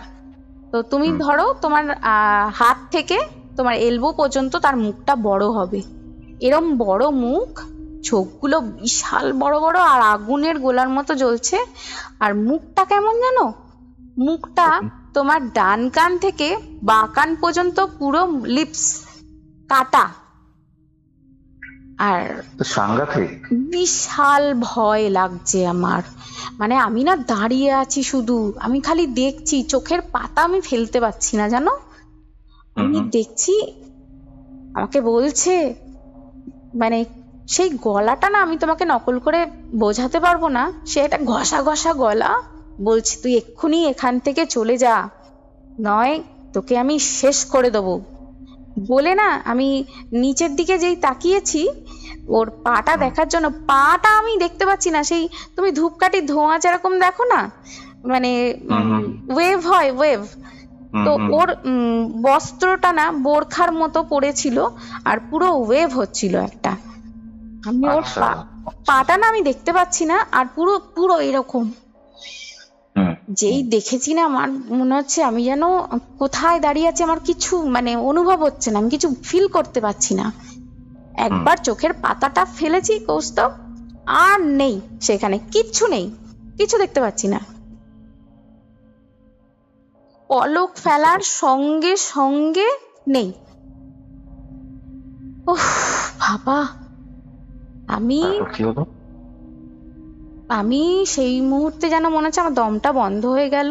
আমি আমার ছেলের দিকে তাকিয়ে আছি, ছেলেও না, খানিকটা খাটের ধারে চলে এসছে, ধারে চলে এসে মানে থমকে দাঁড়িয়ে আছে আর আমার দিকে তাকিয়ে আছে। আর আমি বাড়িতে যেরকমই থাকি, একটু টিপটপ হয়ে থাকি, মানে তুমি আমাকে যখন ডাকবে আমি বেরিয়ে আসতে পারবো। আচ্ছা আচ্ছা। তো আমি ওই সঙ্গে সঙ্গে কাঁধে ব্যাগটা নিয়েছি, জলের বোতল নিয়েছি, ছেলেকে কোলে নিয়ে একটা চাদর নিয়ে বারান্দা দিয়ে যেই বেরিয়ে বারান্দাটা লক করব, পেছনে আবার তার মানে আবির্ভাব, পেছনে আবার সে এসছে, একদম সেই ঠান্ডা, আবার বলছে এক্ষুনি বেরিয়ে যাবি, এক্ষুনি চলে যায়, এক্ষুনি চলে যায়, এরকম করে বলছে, বুঝতে পারছো? মানে সেই ঘষা ঘষা, একদম একদম। আমি না একটুও নড়িনি, আমি ঠিক, আমার মাথায় তখন এটা চলছে আমাকে তালা দিয়ে বেরোতে হবে। আমি তালাটা দিয়েছি, দিয়ে আমি ছেলের মাথায় হাত দিয়ে, কোলে আছে ছেলে আমার, ছেলেকে ধরে আমি সোজা, মানে মাথায় আমার তখন কিছু নেই, জুতোটা দিয়ে পড়তে হবে, খালি পায়ে বেরিয়ে গেছি জানো, খালি পায়ে বেরিয়ে মেন গেট ফেন গেট তালা দিয়ে আমি মানে ঊর্ধ্বশ্বাসে দৌড়েছি। আমাদের বাড়ি থেকে অটো ধরতে গেলে, স্টেশনের অটো ধরতে গেলে 3-4 মিনিট লাগে হেঁটে যেতে। পুরো রাস্তা আমি আমার বরের দোকান পর্যন্ত হেঁটে গেছি খালি পায়ে। তুমি ভাবতে পারছো আমার মাথায় কিচ্ছু নেই তখন। তারপর কি হলো? তারপরে আমি ওই অবস্থা, মানে আমাদের দোকানে যেতে, হেঁটে যেতে খুব জোর হলে 40 মিনিট লাগে, ঠিক আছে? সেখানে আমি 7:30টায় বেরিয়েছি, একদম মানে এই ঘটনাটা হয়েছে, আমি আর দেরি করিনি, আমি বেরিয়ে গেছি 7:30টায়। বেরিয়ে আমি দোকানে পৌঁছতে পৌঁছতে 9:30 বেজে গেছে। মানে আমি হাঁটছি জানো তো, আমার না রাস্তা শেষ হচ্ছে না, কেন জানি না, আমি হেঁটে যাচ্ছি, পা দুটো মনে হচ্ছে যেন কেউ টেনে ধরে আছে, হেঁটে যেতে পারছি না। ভগবানের আশীর্বাদে আমার পায়ে কিচ্ছু হয়নি, খালি পায়ে আমি 9:30টার সময় আমাদের দোকানের সামনে পৌঁছালাম। আমি দেখছি আমার হাজবেন্ড দোকানের শাটারটা বন্ধ করছে, আমাকে পেছনে থেকে চমকে গেছে, চমকে গিয়ে বলছে যে কি গো, তোমার এই অবস্থা কেন, খালি পায়ে এসছো তুমি? তো আমাদের বলে রাখি আমাদের জুতোর দোকান জানো তো, তো সঙ্গে সঙ্গে একটা জুতো বার করে আমাকে বলছে এটা পরো। তো পরলাম, পরে আমি বলছি আমি না বাড়ি যাব না জানো তো। তো আমি না এমন করছি, পাগলামি করছি, হাত ফাত নেড়ে আমি বলছি না আমি বাড়ি যাব না। তখন বলছে কেন বাড়ি যাবে না কেন, কি হয়েছে? আমি বলছি না বাড়ি যাব না, আমি তোমাকে বলতে পারবো না। তো আমরা কিছুক্ষণ চুপচাপ ছিলাম, তখন বলছে ঠিক আছে চলো বাড়ি যাব না, আমরা এমনি বাইকে করে ঘুরে আসি কোথা থেকে। তো বলছে যে তুমি আমাকে বাবুকে দাও, আমি বাবুকে নিচ্ছি। আমার ওই বাবুকে নিয়েছি, আমার বর বাবুকে নিয়েছে আর বাইকে বসেছে, আমিও বসেছি, তা বাবুকে আমি মিডিলে নিয়ে নিয়েছি, বুঝতে পারলে?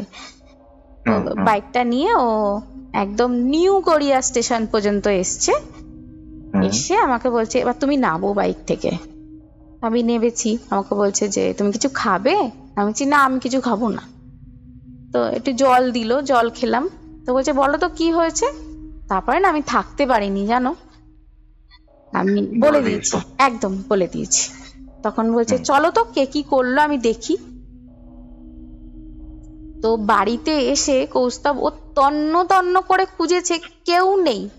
আচ্ছা কেউ থাকবে কি করে তুমি বলো তো, ওটা কি কোনো মানুষ ছিল যে থাকবে? মানুষের তো এরকম চেহারা মুখ হয় না। না এরকম হয় তুমি বলো না, একটা কি বিশাল অত বড় মুখ হয়। তো আমাকে বলছে ঠিক আছে আর আজকের রাতটা কোনো রকমে আমি তোমাকে ধরে শোবো, তোমার কোনো চিন্তা নেই। তো বলছে যে চলো আমরা খেয়ে দিয়ে আমরা সব লাইট জ্বালিয়ে শোবো। সেদিনকে তাই করা হলো জানো, সব লাইট জ্বালিয়ে মেন গেটে তালা মেরে সব সুন্দর করে, এমনিই তালা মারা হতো, সুন্দর করে ও সমস্ত রকম দেখে ঠেকে এসে শুয়েছে। তো সকালবেলা শ্বশুর শাশুড়িকে ডেকেছে, আমার মাকে ডেকেছে, ডেকে তারা তো এসছে। আমার মা তো শুনে অবাক, মা বলছে তুই কি করে দাঁড়িয়েছিলি রে, আমি তো সেখানে হার্ট অ্যাটাক করে ফেলতাম। স্বাভাবিক, তুমি যখন একটা বাচ্চাকে কোলে নিয়ে এরকম জিনিস দেখছো, আমি মারাত্মক একটা ব্যাপার। আমি মাকে বলছি মা জানি না, বাবা মনে হয় আমাকে সাহসটা দিয়ে গেছে। সিরিয়াসলি কৌস্তব, আমার বাবা না আমাকে সত্যি সাহসটা দিয়ে গেছে। এখনো পর্যন্ত বাইরে কিছু আওয়াজ হলে না আমি বলি না আমি আগে দেখে আসি কোথায় আওয়াজ হচ্ছে। তো এই ঘটনা ঘটলো। তো আমি আমার বিহেভিয়ার না চেঞ্জ হয়ে গেছে জানো। আমি একটা চেয়ারে বসে, চেঞ্জ হয়ে গেছে? হ্যাঁ আমি একটা চেয়ারে বসে এরকম করে দুলছি, সামনে থেকে পেছনে দুলছি। ওই ইনসিডেন্টের পরে? ওই ইনসিডেন্টটার পরে আচ্ছা আচ্ছা। মা আমার পুরো আমাকে লক্ষ্য করছে, আমাকে লক্ষ্য করে আমাকে একবার থামিয়ে দিল। তো আমি মায়ের মুখের দিকে তাকালাম, মা আমার মাথাটায় হাত বোলাচ্ছে, বলছে কি করছো বাবা তুমি, এটা চুপ করে বসো। তো আমি চুপ করে বসে পড়লাম, কিছু করিনি। তারপরে তো ওরা বলল যে কিছু তো একটা ব্যবস্থা নিতে হবে। আমার মা বললো তোরা আমার সাথে চ, এখন কিছুদিন আমার সাথে ওখানে থাক। আমার বর বলল যে না দাঁড়াও, আমার একটা জ্যোতিষী বন্ধু আছে, আমি ওর কাছে ওকে নিয়ে যাই। আর বরটা একটু বদমাইশ আছে, তো তো ও আমাকে যাচাই করার জন্য নিয়ে গেছে ওর কাছে, যে দেখছে আমি সত্যি বলছি না মিথ্যে বলছি। তো বন্ধুটার কাছে নিয়ে যেতে আমাকে বলছে যে না কি হয়েছে বলো। তখন ও বলছে এরম এরম ঘটনা ঘটেছে, দেখো তো ওর সাথে কি হয়েছে, তুমি ওকে জিজ্ঞাসা করো, আমার সাথে তো অত কিছু বলছে না। আমাকে উনি বসিয়েছেন, বসিয়ে বলছে বৌদি বলো তো কি হয়েছে। আমি বললাম যে এই এই ঘটনা ঘটেছে। তো আমার হাতটা একবার দেখলো, দেখে আমাকে জিজ্ঞাসা করলো তোমার ডেট অফ বার্থটা বলো, এই এই বলো। আমি সব ডিটেলসটা দিলাম ওনাকে। উনি বললেন যে আশিস বউকে একটু বাইরে বসাও। তো বাইরে আমাকে বসিয়েছে জানো। আমি পরে ওর থেকে জানতে পেরেছি যে ঘটনাটা সত্যি ছিল। ওকে ওই দাদাটা বলেছে যে একজন নেই তোমাদের বাড়িতে, দুইজন আছে, মানে হচ্ছে একজন মহিলা একজন পুরুষ আছে। একদম। তুমি যদি বাবারে তুমি যদি ওকে বাঁচাতে চাও তাহলে তুমি ওকে একটা বগলামুখী তাবিজ দাও। তখন আমার বর কি মানে ডান দিক বাদিক কিছু ভাবেনি, বলছে এক্ষুনি করে দাও তুমি। বলে এক্ষুনি তো করা যাবে না, ওটা একটা সময় আছে, তুমি নিয়ে যেও আমার থেকে, 2 দিন বাদে এসে। তো বেশ খানিকটা ভারী অ্যামাউন্টই লেগেছিল বগলামুখী তাবিজের। আমাকে বলে দিয়েছিল দাদাটা যে তুমি এইটা ধারণ করছো, কিন্তু এইটা তোমাকে 7-8 দিন ভয় দেখাবে। ভয় দেখাবে যে যে তুমি এই যে তাবিজটা পড়েছো, তাবিজটা তোমাকে ভয় দেখাবে না, ওরা ভয় দেখাবে যাতে তুমি তাবিজটা খুলে ফেলো। তো আমার মা সবকিছু শুনে বললো তোকে 7-8 দিন এখানে থাকতেই হবে না, তুই চল আমার সাথে। তো আমি মায়ের সাথে এখানে চলে আসলাম। আমার বড় এলো, আমাকে ছাড়েনি। তো এসেছে আমার ছেলেকে নিয়ে, আমরা এখানে আছি 7-8 দিন। তো 2 দিনের মাথায় আমার অনুভব হচ্ছে আমার বুকের ওপরটা না ভারী হয়ে গেছে, মানে আমি সোজা হয়ে শুয়ে আছি, আমি আর নিঃশ্বাস নিতে পারছি না। আমি আমার বরকে বলছি কি গো আমার বুকের ওপরে না মনে হচ্ছে কিছু যেন একটা চেপে আছে। তখন বলছে আমাকে বলছে তুমি পাশ ফিরে শোও শিগগিরই। আমি পাশ ফিরে শুলাম।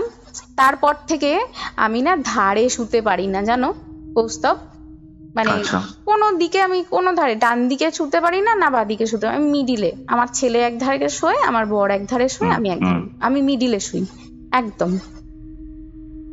তো এই ঘটনা 8 দিন কেটে গেল। আমরা আবার বাড়ি গেলাম।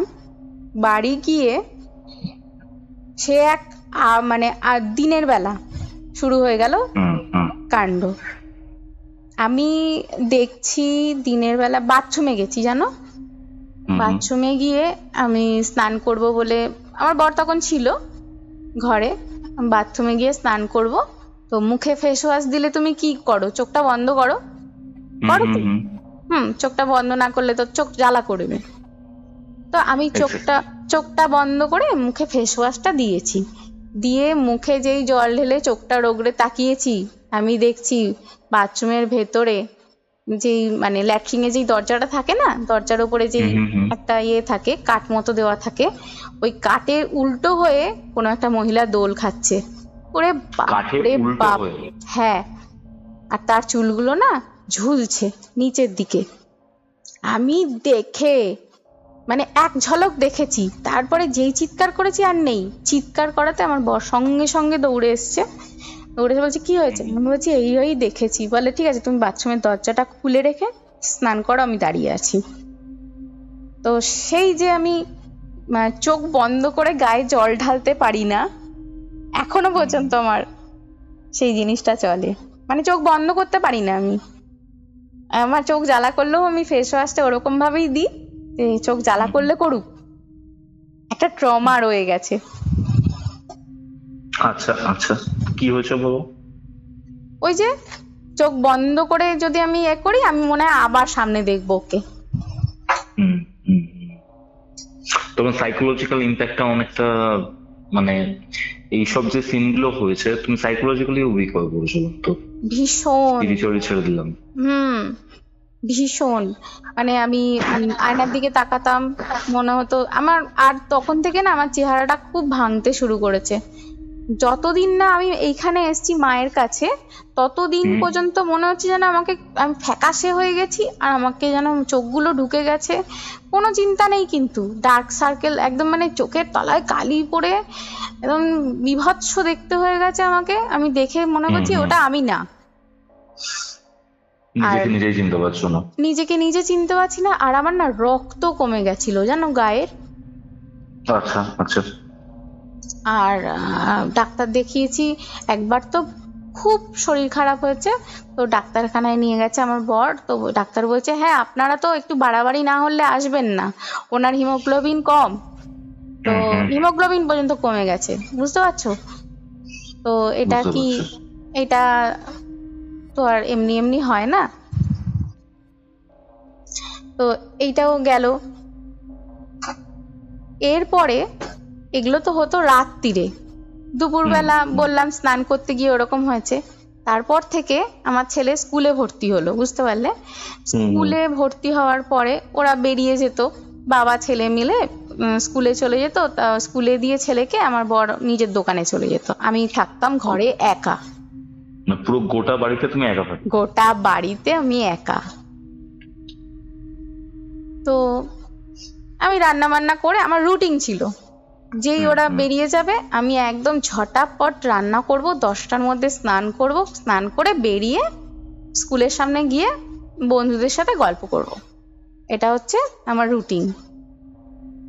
তো আমি একদিন মানে রান্না করতে করতে অনুভব করছি যে পেছনে কেউ দাঁড়িয়ে আছে। তুমি ধরো তুমি দাঁড়িয়ে আছো, তোমার গায়ে সেটে কেউ দাঁড়িয়ে আছে, তুমি বুঝতে পারবে, তাই না? তো তার নিঃশ্বাসটা তোমার গায়ে পড়বে তো, ঘাড়ে পড়বে, একদম একদম। তো আমি প্রথমবার অনুভব করলাম যে পেছনে কেউ আছে দাঁড়িয়ে, আর ফু ফু একটা গায়ে যেন ফু একটা দিলে যেরকম হয় ওই রকম হচ্ছে। তা আমি মনে মনে একদম ঠিক করেই নিয়েছি, যাই হয়ে যাক আমি পেছন ঘুরবো না। তো এই জিনিসটা যত 5 মিনিট যাচ্ছে না, তত না আরো মনে হচ্ছে যেন আমাকে জাপটে ধরছে, মনে হচ্ছে যেন আরো গায়ে সেটে আসছে। এরকম জিনিসটা কতক্ষণ হয়েছিল? এইটা পুরো 8:30 9টার সময়, প্রায় মনে হচ্ছে একদম পুরো আমি আর থাকতে পারছি না। সকালবেলা বাইরে লোক চলাচল করছে, সকালবেলা 8:30 9টার সময় আমি আর থাকতে পারছি না। আমি সঙ্গে সঙ্গে বরকে ফোন করলাম। বরকে ফোন করার আগের মুহূর্তে আমি ফিল করছি আমার ডান দিকে গরম নিঃশ্বাস পড়ছে, আর বাঁ দিকে একদম শীতল যেন ঠান্ডা কিছু, মানে দুজন ছিল দাঁড়িয়ে, বুঝতে পারছো? অবস্থা কি তখনও তোমার কাছেই ছিল? একদম বগলের মধ্যে তখনও যে- একদম একদম আচ্ছা একদম আচ্ছা, হুম হুম হুম। তখনও মায়ের জিনিসটা আমার কাছেই ছিল। তো আমি থাকতে না পেরে 9:30টার সময় আমার বরকে ফোন করেছি। আমি বলছি জানো তো আমি না ঘরে থাকতে পারছি না। তখন ও বুঝতে পেরেছে, বলছে ঠিক আছে আমি ফোনে আছি, তাড়াতাড়ি রেডি হও। বলছে আমি আমি তখন ওকে বলছি আমি না স্নান করতে এসেছি। বলছে তোমার মাথা খারাপ আছে, এই মুহূর্তে কেউ স্নান করতে যায়? তা আমি বলছি তুমি স্পিকারে থাকো না গো, আমি একটু স্নান করে নিই। তো আমি ওকে স্পিকারে রেখেছি, স্পিকারে রেখে গায়ে জল ঢালছি, জানো ওই জিনিসগুলো কিন্তু সরছে না, ওই জিনিসগুলো আচ্ছা। হাতের সাথে আছে। আমি সঙ্গে সঙ্গে গায়ে জল ঢেলেছি, গা না মুছে ড্রেস চেঞ্জ করেছি, করে একটা হাত খোপা করেছি, করে বেরিয়ে গেছি ব্যাগ নিয়ে। সেদিনের রান্না একদম গেছে, কিচ্ছু রান্না করিনি। মানে সেই মুহূর্তেটা তুমি বলো যে তুমি যদি এরকম অনুভব করো তুমি আর রান্না করবে কি? তোমার সেই মেন্টালিটিটাই থাকবে না তো। আমি না, আমাকে আমার বর বলতো তোমার না মেন্টাল এটা হিলে গেছে। ও আমাকে মাঝে মাঝে স্ট্রেস রিলিফের জন্য একটা ট্যাবলেট হতো, আমাকে দিয়ে দিত, তাহলে এটা খাও। কিচ্ছু লাভ হতো না জানো ওতে, আমার কিচ্ছু লাভ হতো না। আমি খেতাম কিন্তু কিচ্ছু লাভ হতো না। এইটা গেল সকাল। হ্যাঁ এরপরে কি হলো? হ্যাঁ আমি এই সকালের এই জিনিসগুলো অনুভব করলাম। তারপরে আমার ছেলেও আস্তে আস্তে বড় হচ্ছে। 2017-র ঘটনা, মানে এর মধ্যেই চলছে কিন্তু। হ্যাঁ 2017, 18, 2018-তে এবার ওর মা ওই বাড়ি থেকে ওকে খাবার পাঠাতো, বুঝতে পারলে, আমার বরকে আর কি খাবার পাঠাতো। নাতির সাথে সম্পর্ক কিরকম ছিল? একদম দেখতে পারতো না আমার বাচ্চাটাকে। আচ্ছা ঠিক আছে, এইবারে তো নিজের ছেলেকে খাবার পাঠাতো, বলতো তুই না দোকানেই খেয়ে তোর বাবাকে টিফিন বক্সটা দিয়ে দিবি। তো আমি কিছু বলতাম না, আমার ভালো লাগতো না জিনিসগুলো। তো ওকে বলতাম যে ও প্রথমে আমাকে জানায়নি, আস্তে আস্তে আমাকে প্রায় মনে এরকম 7-8 বার চলেছে আমাকে, তারপরে ও জানিয়েছে বলছে যে জানো তো আমাকে না ওই বাড়ি থেকে ঘুগনি দেয়, তারপরে মেটে চচ্চড়ি দেয়, গিলে মেটের তরকারি দেয়। আমি বলছি তুমি কি করো, তুমি খাও? তখন বলছে হ্যাঁ আমি খাই তো। আমি বলছি যে ঠিক আছে। তখন বলছে কেন আমি খাবো না? আমি বলছি দেখো আমার তো একদম পছন্দ না তুমি ওই বাড়ির খাবার খাও, এরপরে তোমার ব্যাপার, তুমি যদি খাও খাবে, মন চাইলে খাবে, নালে ফেলে দেবে সোজা, কোনো কুকুর পুকুর কেউ দেবে না। ও না একবার এটা করেছে, ঘুগনি দিয়েছিল, ঘুগনিটা 2 চামচ খেয়ে না ওর আর মন চাইনি, ও খায়নি জানো। ও যখনই খেত খাবারগুলো খেয়ে আসতো, বাড়িতে তুমুল অশান্তি, ঘরে ঢুকে মারাত্মক অশান্তি। আর যখন আমার বর অশান্তি করতো না, তুমি একটা মানে লোককে দেখেছো জবা ফুলের মতো চোখটা লাল হয়ে যেত? কোনো মানুষকে দেখেছো? ওই পুরো ওর সিচুয়েশনটা না ওই রকম, চোখগুলো লাল হয়ে যেত। আমি কথা বলতাম, ও কোনো আমার কথা সহ্য করতে পারতো না। আর মাঝে মাঝেই ওরা ইনভাইট করতো, আমার ননদ আমার শাশুড়িদের বাড়িতে ইনভাইট করতো যে আসো খেয়ে যাও, এই দিনে তোমাদের নিমন্ত্রণ, বিভিন্ন অকেশনে ডাকতো। তো আমার ইচ্ছা না থাকলেও উপায় নেই, যেতে হতো।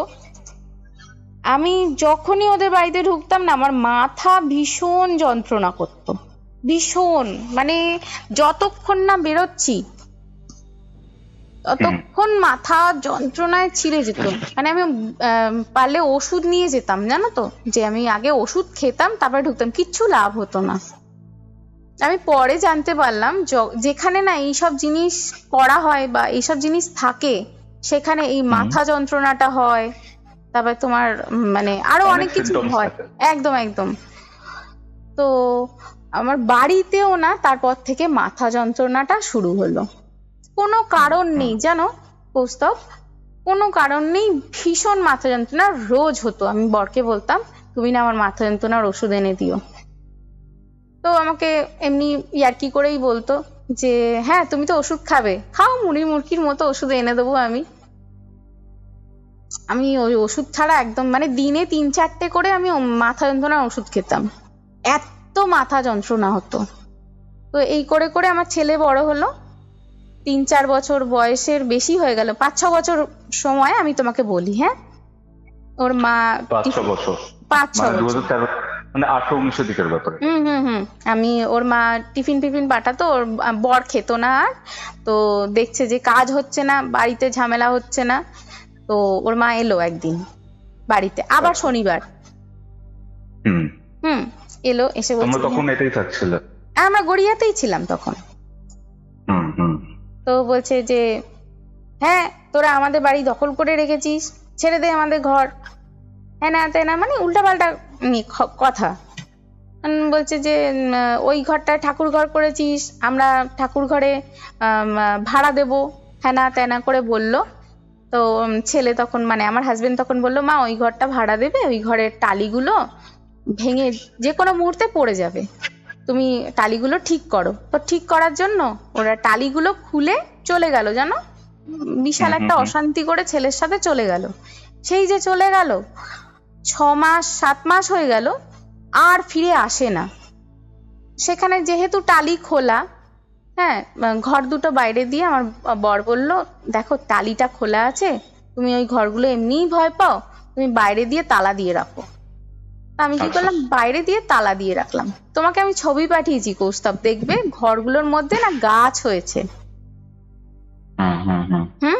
তো এর মধ্যেই আমরা কি করলাম, আমি আর আমার একজন পরিচিত, আমি নামটা বলতে পারছি না এখানে, সে আমাকে বলল চল তো এক জায়গায় নিয়ে যাই। একটা মৌলভী সাহেবের কাছে নিয়ে গেল, একটা মসজিদে গেলাম। তো মৌলভী সাহেবের কাছে গেলাম, গিয়ে বললাম এরকম জানেন তো আমাদের এরকম বাড়িতে ভীষণ ভয় পাচ্ছি, তো একটু আপনি যদি কিছু উপকার করে দেন। তখন বলছে ঠিক আছে মা, তুমি তোমার বাড়ি গিয়ে আমাকে একটা ভিডিও করবে, ভিডিও করে পাঠাবে, তারপরে ভিডিও কল করে আমাকে দেখাবে তোমাদের ঘরগুলো। তো যে ভিডিওটা আমি তোমাকে পাঠিয়েছি, ওই ভিডিওটা আমি ওনাকে পাঠিয়েছিলাম। আচ্ছা আচ্ছা, হ্যাঁ ভিডিওটাই পাঠিয়েছো? একদম ওইটাই পাঠিয়েছি, ওইটা আমার কাছে রয়ে গেছে বলে আমি তোমাকে পাঠাতে পেরেছি। তো ওই ভিডিওটা দেখে আমাকে উনি বলছে তুমি আমার কাছে এসো, আমি তোমাকে ফোনে বলবো না কিছু। তা আমি গেলাম সন্ধ্যেবেলা একদিন, ওই যে আমাকে নিয়ে গেছিল সেই আমাকে নিয়ে গেল, আবার বলছে চল আমিও যাব, কি হয়েছে শুনি। তো বলছে আমি একটা কথা বলবো তোমাকে, তুমি এর কোনো প্রতিকার করতে যেও না।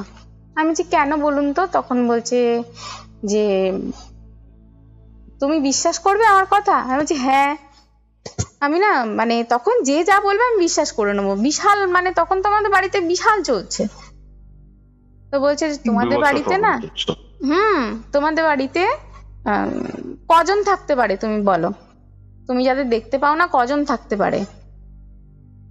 আমি বলছি যে হ্যাঁ আমিও খালি ফিল করতাম যে এরকম আমার ছেলে খাটে বসে খেলছে, কিন্তু মনে হলো কোনো বাচ্চা পেছন থেকে দৌড়ে উঠোনে গিয়ে খেলতে শুরু করে দিয়েছে। আমি তখন বলতাম যে বাবু তুমি কি উঠোনে গেলে? তখন ছেলে আওয়াজ দিত না গো মা, আমি তো ঘরে খাটের ওপরে বসে। তো আমি ভাবতাম যে তাহলে আমি কি ভুল দেখলাম?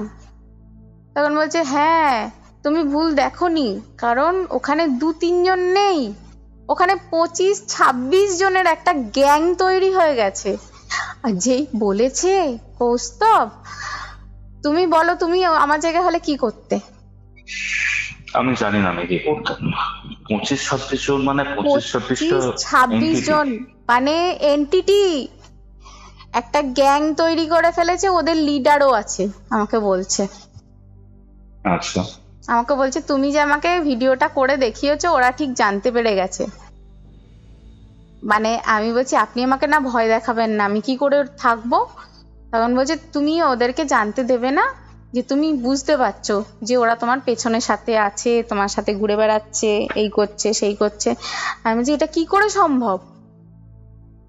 আমি বলছি আপনি প্রতিকার করে দিন। বলছে আমি তোমাকে প্রতিকার করে দেবো, ধরো 10,000 টাকা নিলাম, 20,000 টাকা নিলাম, আমি তোমাকে প্রতিকার করে দেবো। 2-3 দিনের বেশি থাকবে না, ওই জিনিস কেটে যাবে।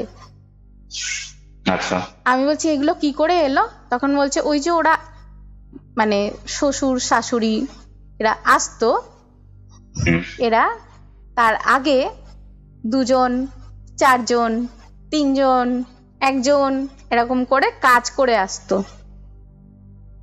কাজ করে করে আসতো। আর তোমাদের বাড়িতে কোথাও ফাটা জায়গা আছে?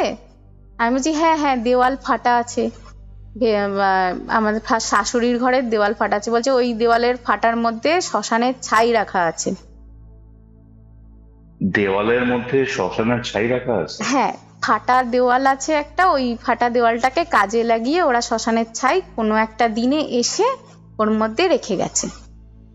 আচ্ছা আচ্ছা। আমাকে বলছে এই ফাটা দেওয়াল আছে, ফাটা দেওয়াল, ফাটা জিনিস রাখতে নেই, ঘরের দেওয়াল টেওয়াল ফেটে গেলে রিপেয়ার করতে হয়, আমাদের কিছুতেই করতে দিত না জানো তো। তো আমাকে উনি বললেন মা তোমরা দেখো অন্য কিছু করতে পারো কিনা দেখো, আমি কিছু করে দিতে পারবো না। তো আমি তার সাথে যে আমাকে নিয়ে গেছিল সে আমাকে বললো চলো ইপ্সিতা তুমি বাড়ি চলো আজকে। তো আমি বাড়ি চলে এলাম, মাকে বললাম, মাকে তো বলতেই হবে না। তো মাকে বললাম, মা বললো যে কি করা যায় বলতো।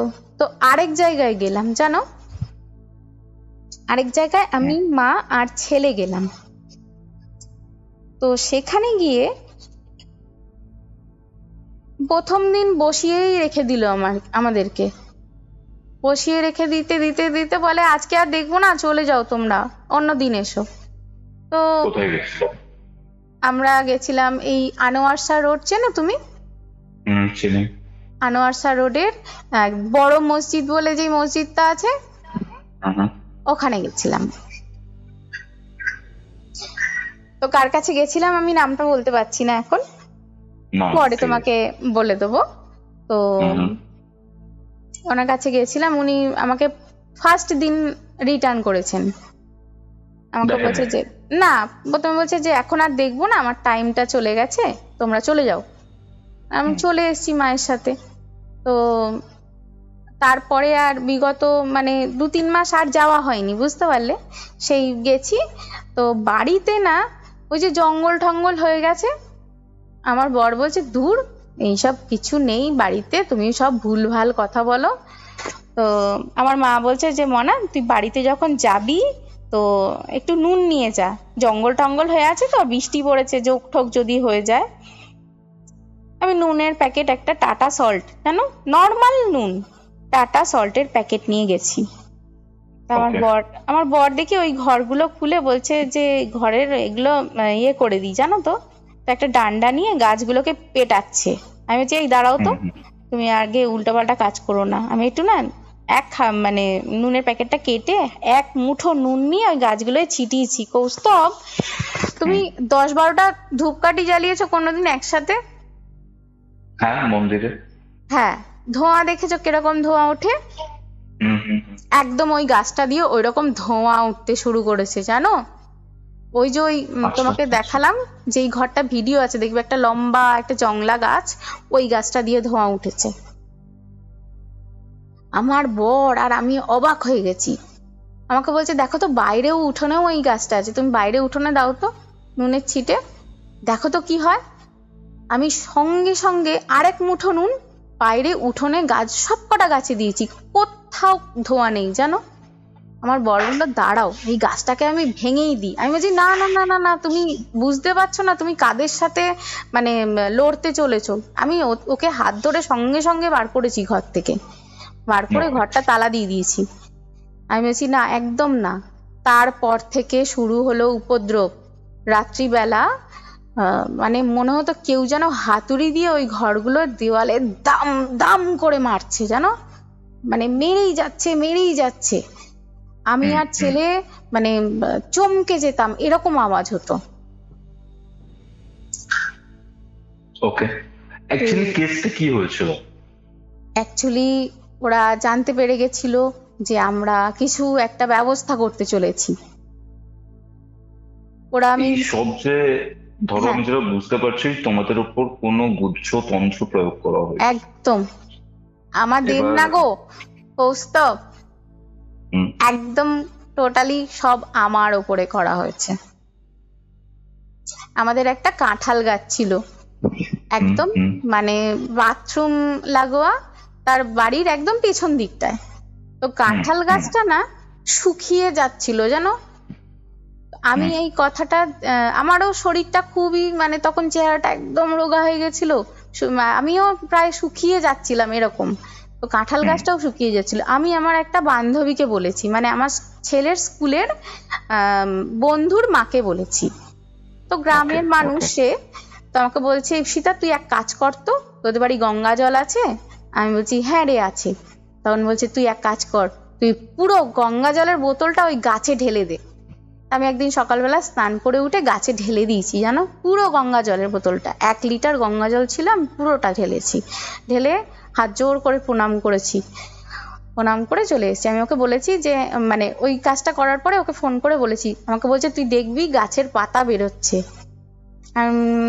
দেখলাম 10-15 দিন বাদে সত্যি সত্যি গাছটা দিয়ে পাতা বেরোচ্ছে। আমাকে বলছে জানিস এগুলো কি করেছে? আমি বলছি না। বলে এগুলো না বান মেরেছে, ওরা না গ্রামের তো, ওরা অনেক কিছু জানে। আচ্ছা আচ্ছা আমাকে বলছে এগুলো তোমার বান উপর বান মেরেছে, মেরেছে। হ্যাঁ আমাকে বলছে তোর উপর ওই বান সেটা বলতে মেরেছে। যে আয়নার সামনে গিয়ে তুমি নিজেকে দেখতে চিনতে পারতে না। একদম। হুম বুঝতে পারছি এবার। এবারে আমি এটা বুঝতে পারলাম, আমার মাকেও বললাম, মাও এসে দেখলো, হ্যাঁ সত্যি একদম কচি কচি পাতা বেরিয়েছে, মানে কেটে গেছে জিনিসটা, বুঝতে পারলে তো। হুম হুম হুম হুম হুম। আমাকে বলছে তুই যেই ঠাকুরকে ভালোবাসিস সেই ঠাকুরের নাম করে জল ঢালবি। আমি ভক্তি মনে একদম সেই ঠাকুরের নাম করে 1 লিটার জল ঢেলে দিয়েছি গাছে। আচ্ছা তো এটা গেল। তারপরে ওই তোমাকে বলতাম না হাতুড়ি দিয়ে কেউ যেন পেটাচ্ছে, একদিন না হুম মনে হচ্ছে আমি যখন সন্ধেবেলা স্ন্যাক্স বানাচ্ছি আমি আর ছেলে খাবো বলে, তো হুম মনে হচ্ছে কেউ ডান দিক থেকে বাঁ দিকে অ্যাডভেস্টারের ওপর দিয়ে দৌড়চ্ছে। একটা বিড়ালের হুম দৌড়লে বিড়ালের পায়ের আওয়াজ হয় না, হুম হ্যাঁ কুকুর দৌড়ালেও হবে না। কুকুর দৌড়ালে তুমি প্যাটার্নটা বুঝতে পারবে জানো তো, আর একটা মানুষ দৌড়ালে ধপ ধপ ধপ ধপ করে মানুষটা দৌড়ে গেল তুমি বুঝতে পারবে। হুম এই জিনিসটা আমি বুঝতে পারছি, মানে এটা মানে বীভৎস চলছে সেদিনকে সন্ধ্যাবেলাটা। তা আমি আর ছেলেকে নিয়ে হাতে ধরেছি, হাতে ধরে বলছি চল তো বাবু বাইরে যাই। বাবু বলছে হ্যাঁ মা চলো। তো আমরা দুজনে বাইরে এসে, বাইরে একদম গেটের বাইরে, মেন গেটের বাইরে জিজ্ঞাসা করছি দাদা কেউ আমাদের টালিতে উঠেছে গো, কেউ চালে উঠেছে দেখেছো? বলে না তো বৌদি, কাউকেই তো দেখলাম না। তখন আমি আমার মাকে ফোন করেছি, মাকে বলছি মা জানো তো এই এই হচ্ছে, কে যেন দৌড়চ্ছে, কে যেন হাতুড়ি নিয়ে দুম দুম করে পিটছে ঘরের মধ্যে। তখন বলছে মা না তুই এক কাজ কর, তুই ওই যে আমি তোকে নুন দিয়েছিলাম 1 গামলা নুন জল কর, আর গায়ত্রী মন্ত্র বলতে বলতে তুই ওই নুন জলগুলো পুরো চালে ছিটিয়ে দে। আমি একদম সেম ডিটো কাজটাই করেছি। তুমি বুঝতে পারবে, মানে তুমি মানে বুঝতে পারবে বলছি আমি, তুমি মানে একটা ম্যাজিক যেরকম হয় না, আর কোনো আওয়াজ নেই জানো, নুন জল ছেটানোর পর আর কোনো আওয়াজ নেই। আমি চারিদিকে নুন জলটা ছিটিয়েছি, চারিদিকে কোনো আওয়াজ নেই, সেদিনের রাত্রিরে আর কোনো আওয়াজ নেই। তারপরে আমি আমার বরকে বললাম এরকম এরকম হয়েছে। তখন বলছে কি করা যাবে বলো তো। এরকমই চলতে লাগলো, লকডাউন পড়লো। লকডাউনটা এলো 2020-র ঘটনা বলছি, হ্যাঁ লকডাউন এলো। এবারে লকডাউনটা আসতে বলছে যে চলো আমরা ঘরে বসে গল্প করি, বাইরে তো ছিলাম, সন্ধে হয়ে গেছে, তো আমরা ঘরে বসে আছি, রাত্রির 8টা বাজে। তখন দেখি একদম আমাদের যেই ঘরটা আছে ওই ঘরের মাথায় একটা যেন কেউ থান ইট মারলে যেরকম আওয়াজ হবে কৌস্তব, থান ইট পড়লো একটা। আমরা পুরো না কেঁপে উঠেছি, চমকে গেছি। বাচ্চাটা খাটের ওই কোণ থেকে একদম আমাদের কোলে এসে লাফ দিয়েছে, এত জোরে আওয়াজ হয়েছে। তো তো আমরা বেরিয়ে টর্চ ফর্চ জ্বালিয়ে দেখছি কোথাও কিচ্ছু নেই, না একটা ইট পড়লে তো কিছু হবে। ও পুরো চালে ফালে উঠেছে, উঠে দেখেছে কোথাও ইট নেই, কিচ্ছু নেই। বলছি কি হচ্ছে বলো তো? আমি বলছি এই জিনিসটা আমরা প্রায় ফিল করি। এই ঘটনা ঘটতে ঘটতে লকডাউন কেটে গেল। লকডাউনে আর কোনো কিছু পেলো না। তারপরে হচ্ছে তোমার একদিন আমার হাজবেন্ড, মানে এটা ওই বাড়িতে যেই বারে ছিলাম, মানে তার 6-7 মাসের আগের ঘটনা, মানে চলে আসবো সেই সময়কার আগের ঘটনা, লকডাউনের পরে ঘটনা এটা বলছি। আমার বর একদিন স্বপ্ন দেখলো যে একটা, আমি প্রথম যাকে দেখেছিলাম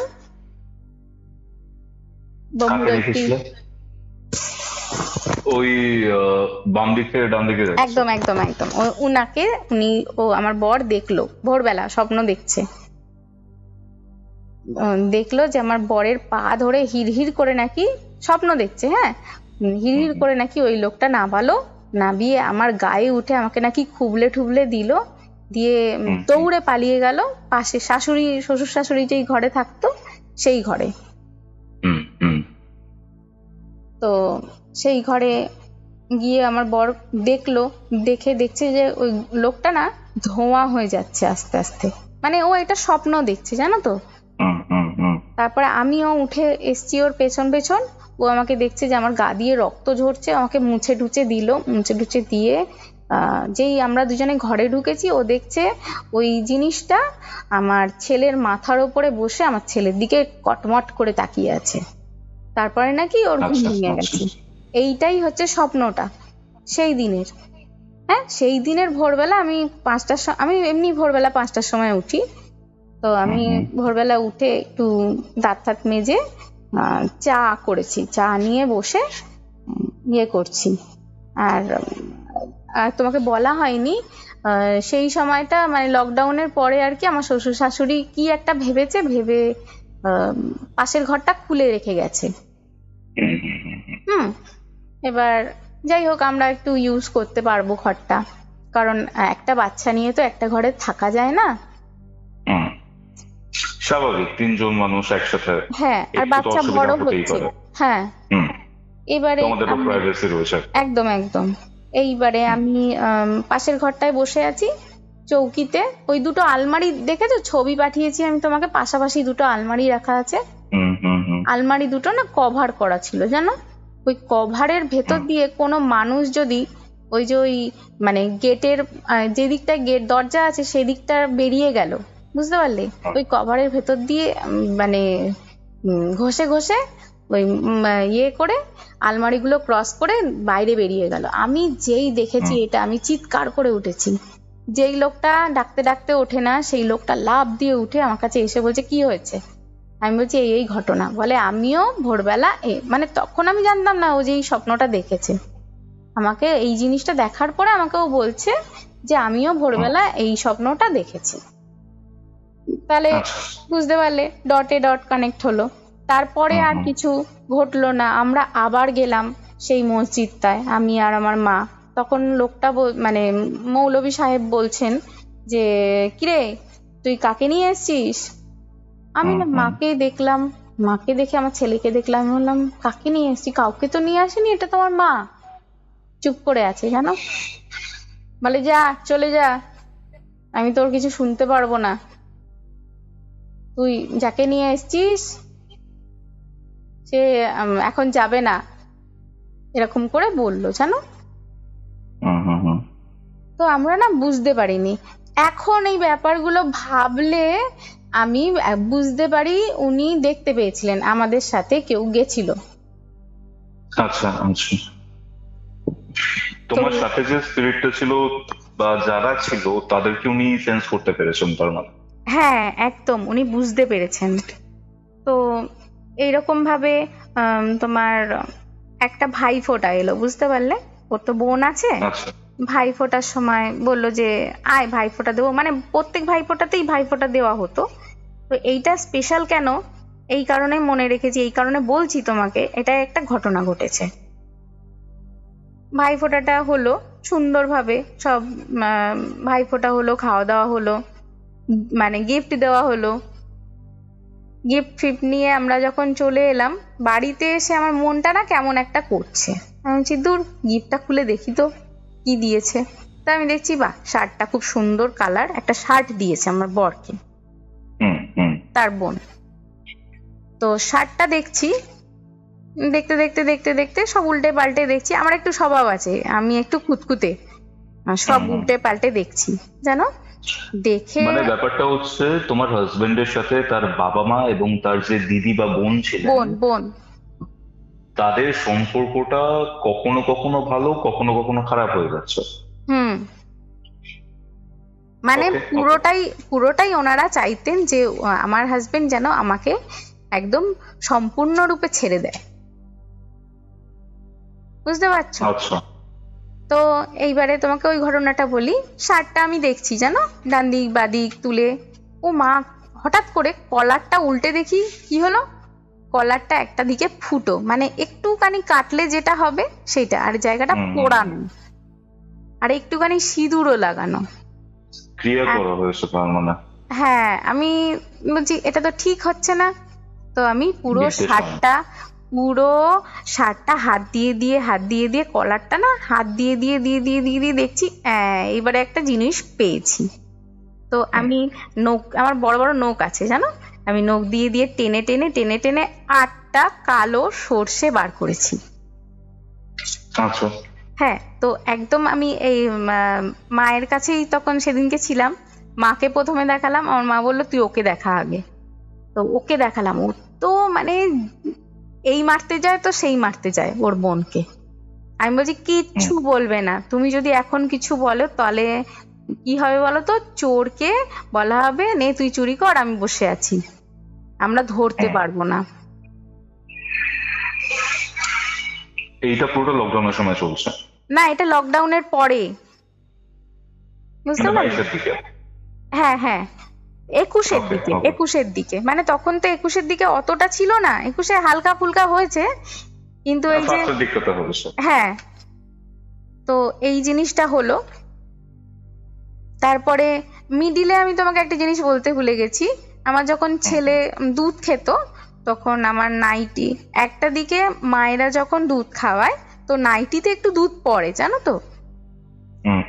এবার মানে আমি এই ব্যাপারটা ঠিক জানি। হ্যাঁ, এটা হয়। এইবার ওই সেই নাইটিটা ঠিক টার্গেট করে রেখেছিল, নাইটিটা নিয়ে চলে গেছিল। আমি এটা অনেক দিন বাদে দেখতে পেয়েছি যে ওদের বাড়িতে পা পোচা হয়ে গেছে আমার ওই নাইটিটা। তো আমার দেখে মারাত্মক রাগ হয়েছে। তো আমি তুলে না দেখি নাইটিটা ঠিক ওই জায়গাটা গোল করে কাটা।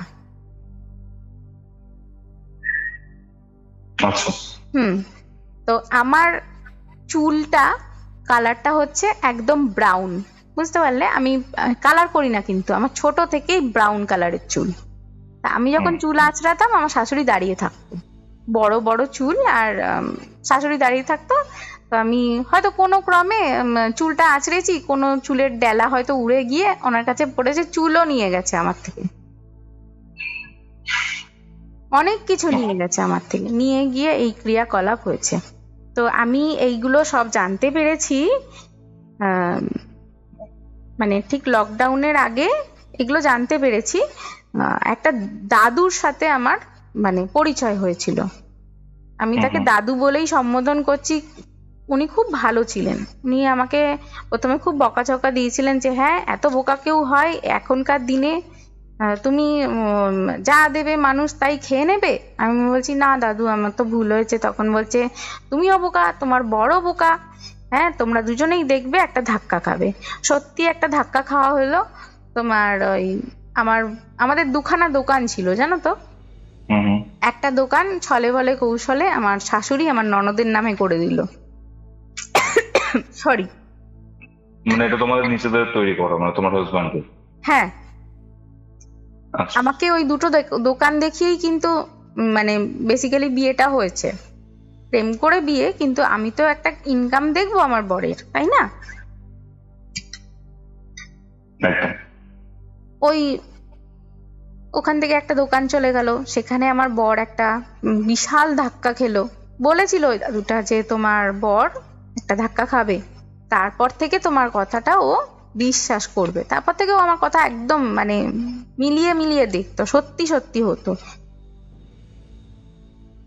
তারপরে এই ঠিক 2022 সালে ঠিক মহালয়ার দিন রাত্রিবেলা শ্বশুর শাশুড়ি ননদ এরা মিলিয়ে একটা স্কিম করে আমাদের ঘরে চুরি করায়। কাউকে একটা দিয়ে, বা ওরা নিজেরাই করে, আমরা এখনো প্রমাণ পাইনি। এই কারণে আমরা কিছুটা জানতে পেরেছি, কারণ মহালয়ার সময় তো তখন আমাদের বাড়ির উল্টো দিকেই ক্লাব, সেই ক্লাবে দুর্গাপুজো হয়। সেই ক্লাবে প্যান্ডেল হচ্ছিল, বুঝতে পারলে?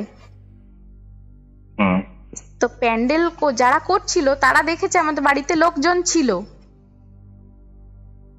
তো আমি এই কারণেই শিওর যে এই চুরিটা ওরাই করিয়েছে। তো চুরিটা আমার কিছু সোনার জিনিস চলে গেছে, টাকা পয়সা চলে গেছে, ওদের ঘর থেকে কিচ্ছু যায়নি, শুধু লোক দেখানোর জন্য আলমারি ভাঙা হয়েছে। তো এটা নিয়ে নানান রকমের মানে বাজে কথাবার্তা হলো। আমরা থানায় গেলাম, থানা থেকে বললো না আপনাদের নামে তো বাড়ি না, যাদের নামে বাড়ি তাদেরকে আসতে বলুন, তারা ডায়েরি করবে। তা আমরা বলছি আমরা তো এখানে আছি অনেক বছর, বলছি থাকলেও শ্বশুর শাশুড়ির নামে বাড়ি, তারাই ডায়েরিটা করতে পারবে। তো তারা গিয়ে ডায়েরি করে এসছে, আমাদের নামে করে এসছে, বুঝতে পারলে? আচ্ছা আচ্ছা। হ্যাঁ, তো আমরা ওখানে কিছু ক্লাব সেক্রেটারি আছে, ওখানে ক্লাবের কিছু মানুষ আছে, ওখানে আমরা সাহায্য চাইতে গেছি যে এরকম আমরা তো এত বছর আছি, আপনারা কোনোদিন দেখেছেন আমরা অসৎ কাজে জড়িত? তো ওরা মুখ ঘুরিয়ে নিচ্ছে, জানো, কথা বলতে চাইছে না আমাদের সাথে, হেল্প করতে চাইছে না জিনিসটা, না কোনো হেল্প করতে চাইছে না। তারপরে কালী পুজোর সময় আমাকে, আমরা ওখানে আছি, কালী পুজোর সময়ও আমরা ওখানে আছি। তো কালী পুজো আমার দিদির বাড়িতে না বড় করে কালী পুজো হয়, তো আমাদের নিমন্ত্রণ করেছিল, আমরা আসবো বলে বেরোচ্ছি। তো তখন আমাকে ক্লাব সেক্রেটারি বলছে, হ্যাঁ রে তোর শাশুড়িকে বলিস তো যে টাকা দেবে বলেছিল, টাকা দিতে। আমি বলছি, তখন আমি একটু স্কিম করে জিজ্ঞাসা করলাম কত টাকা গো? তখন বলছে 15,000 টাকা। তখন আমি বুঝতে পেরেছি যে টাকা যখন বলছে ওই টাকা পয়সা দিয়ে মুখটা ওদের বন্ধ করিয়েছে বা ঘুরিয়ে দিয়েছে। মানে ওরা তো এত কিছু ব্যাপার যে তোমাদের এই ব্ল্যাক ম্যাজিক করছে বা এই করছে, এই জিনিসটা জানতে পারলে কিভাবে? এই জিনিসটা ওই যে দাদুর সাথে কথা বলে উনিই বলেছেন, বলছে তোমার উপরে এত কিছু হয়েছে, তোমাদের বাড়িতে। বাড়িটা ছাড়লে কেন? বাড়িটা ছাড়লাম এই কারণে, আর থাকতে পারছিলাম না, জানো কৌস্তব। মানে একটা মানুষের টর্চার করার লিমিট আছে। মারেনি কিন্তু ওরা আমাকে, একদিনও গায়ে হাত তোলেনি, কিন্তু এত অকথ্য স্ল্যাং দিত না, এত অকথ্য স্ল্যাং দিত, মানে তুমি থাকতে পারবে না। আমি না রীতিমতো কাঁদতাম, মানে নন স্টপ। আমি কোনোদিন না, ছোটবেলা থেকে বড় হয়েছি, আমাকে আমার বাবা মা কোনোদিন শালা পর্যন্ত বলেনি। সেখানে তুমি একটা ভাবো তো, একটা বাজে বাজে কথা বললে তোমার কিরকম লাগে? মানে ব্যাপারটা আমি যেটা বুঝতে পারছি যে তোমার যে ঘটনাটা রয়েছে এটা রিয়েল লাইফের একটা ঘটনা, যেখানে বিভিন্ন ধরনের প্যারানর্মাল অ্যাক্টিভিটি হওয়া সত্ত্বেও মানে তুমি যে জিনিসটা সাফার করেছো, হয়তো অনেক মেয়েই সাফার করে এরকম ভাবে, হয়তো বলে না বা বলার সুযোগ পায় না। মানে আমি বুঝতে পারছি তোমার এই ঘটনা, মানে তুমি কিরকম একটা যন্ত্রণার মধ্যে দিয়ে গেছো। আর আরেকটা কথা বলো, এই যে প্রবলেমস গুলো হয়েছিল, এই জিনিসটা সলভ হলো কিভাবে? মানে তোমাদের সলভ হয়নি কৌস্তব।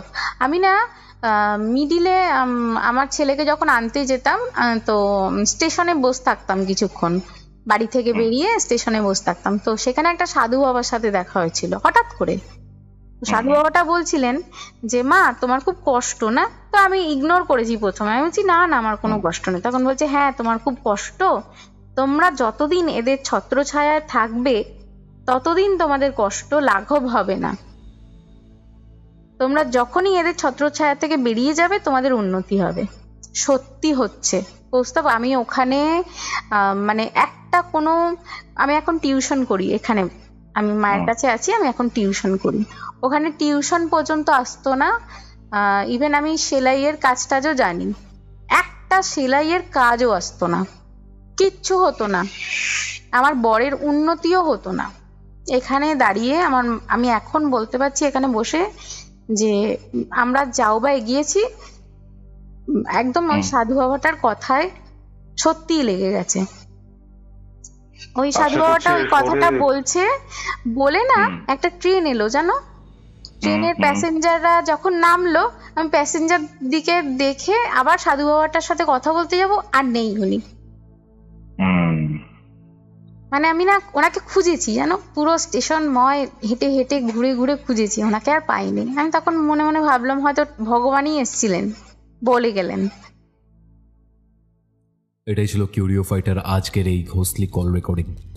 আজকে আপনারা এই যে ঘোষলি কল রেকর্ডিংটা শুনলেন, সেটা কেমন লাগলো সেটা কমেন্ট করে জানাতে ভুলবেন না। ভালো লাগলে অবশ্যই লাইক করে শেয়ার করে দেবেন, এবং হ্যাঁ, কিউরিও ফাইট ইউটিউব চ্যানেলে নতুন হলে সাবস্ক্রাইব করে বেল নোটিফিকেশন অন করে নেবেন।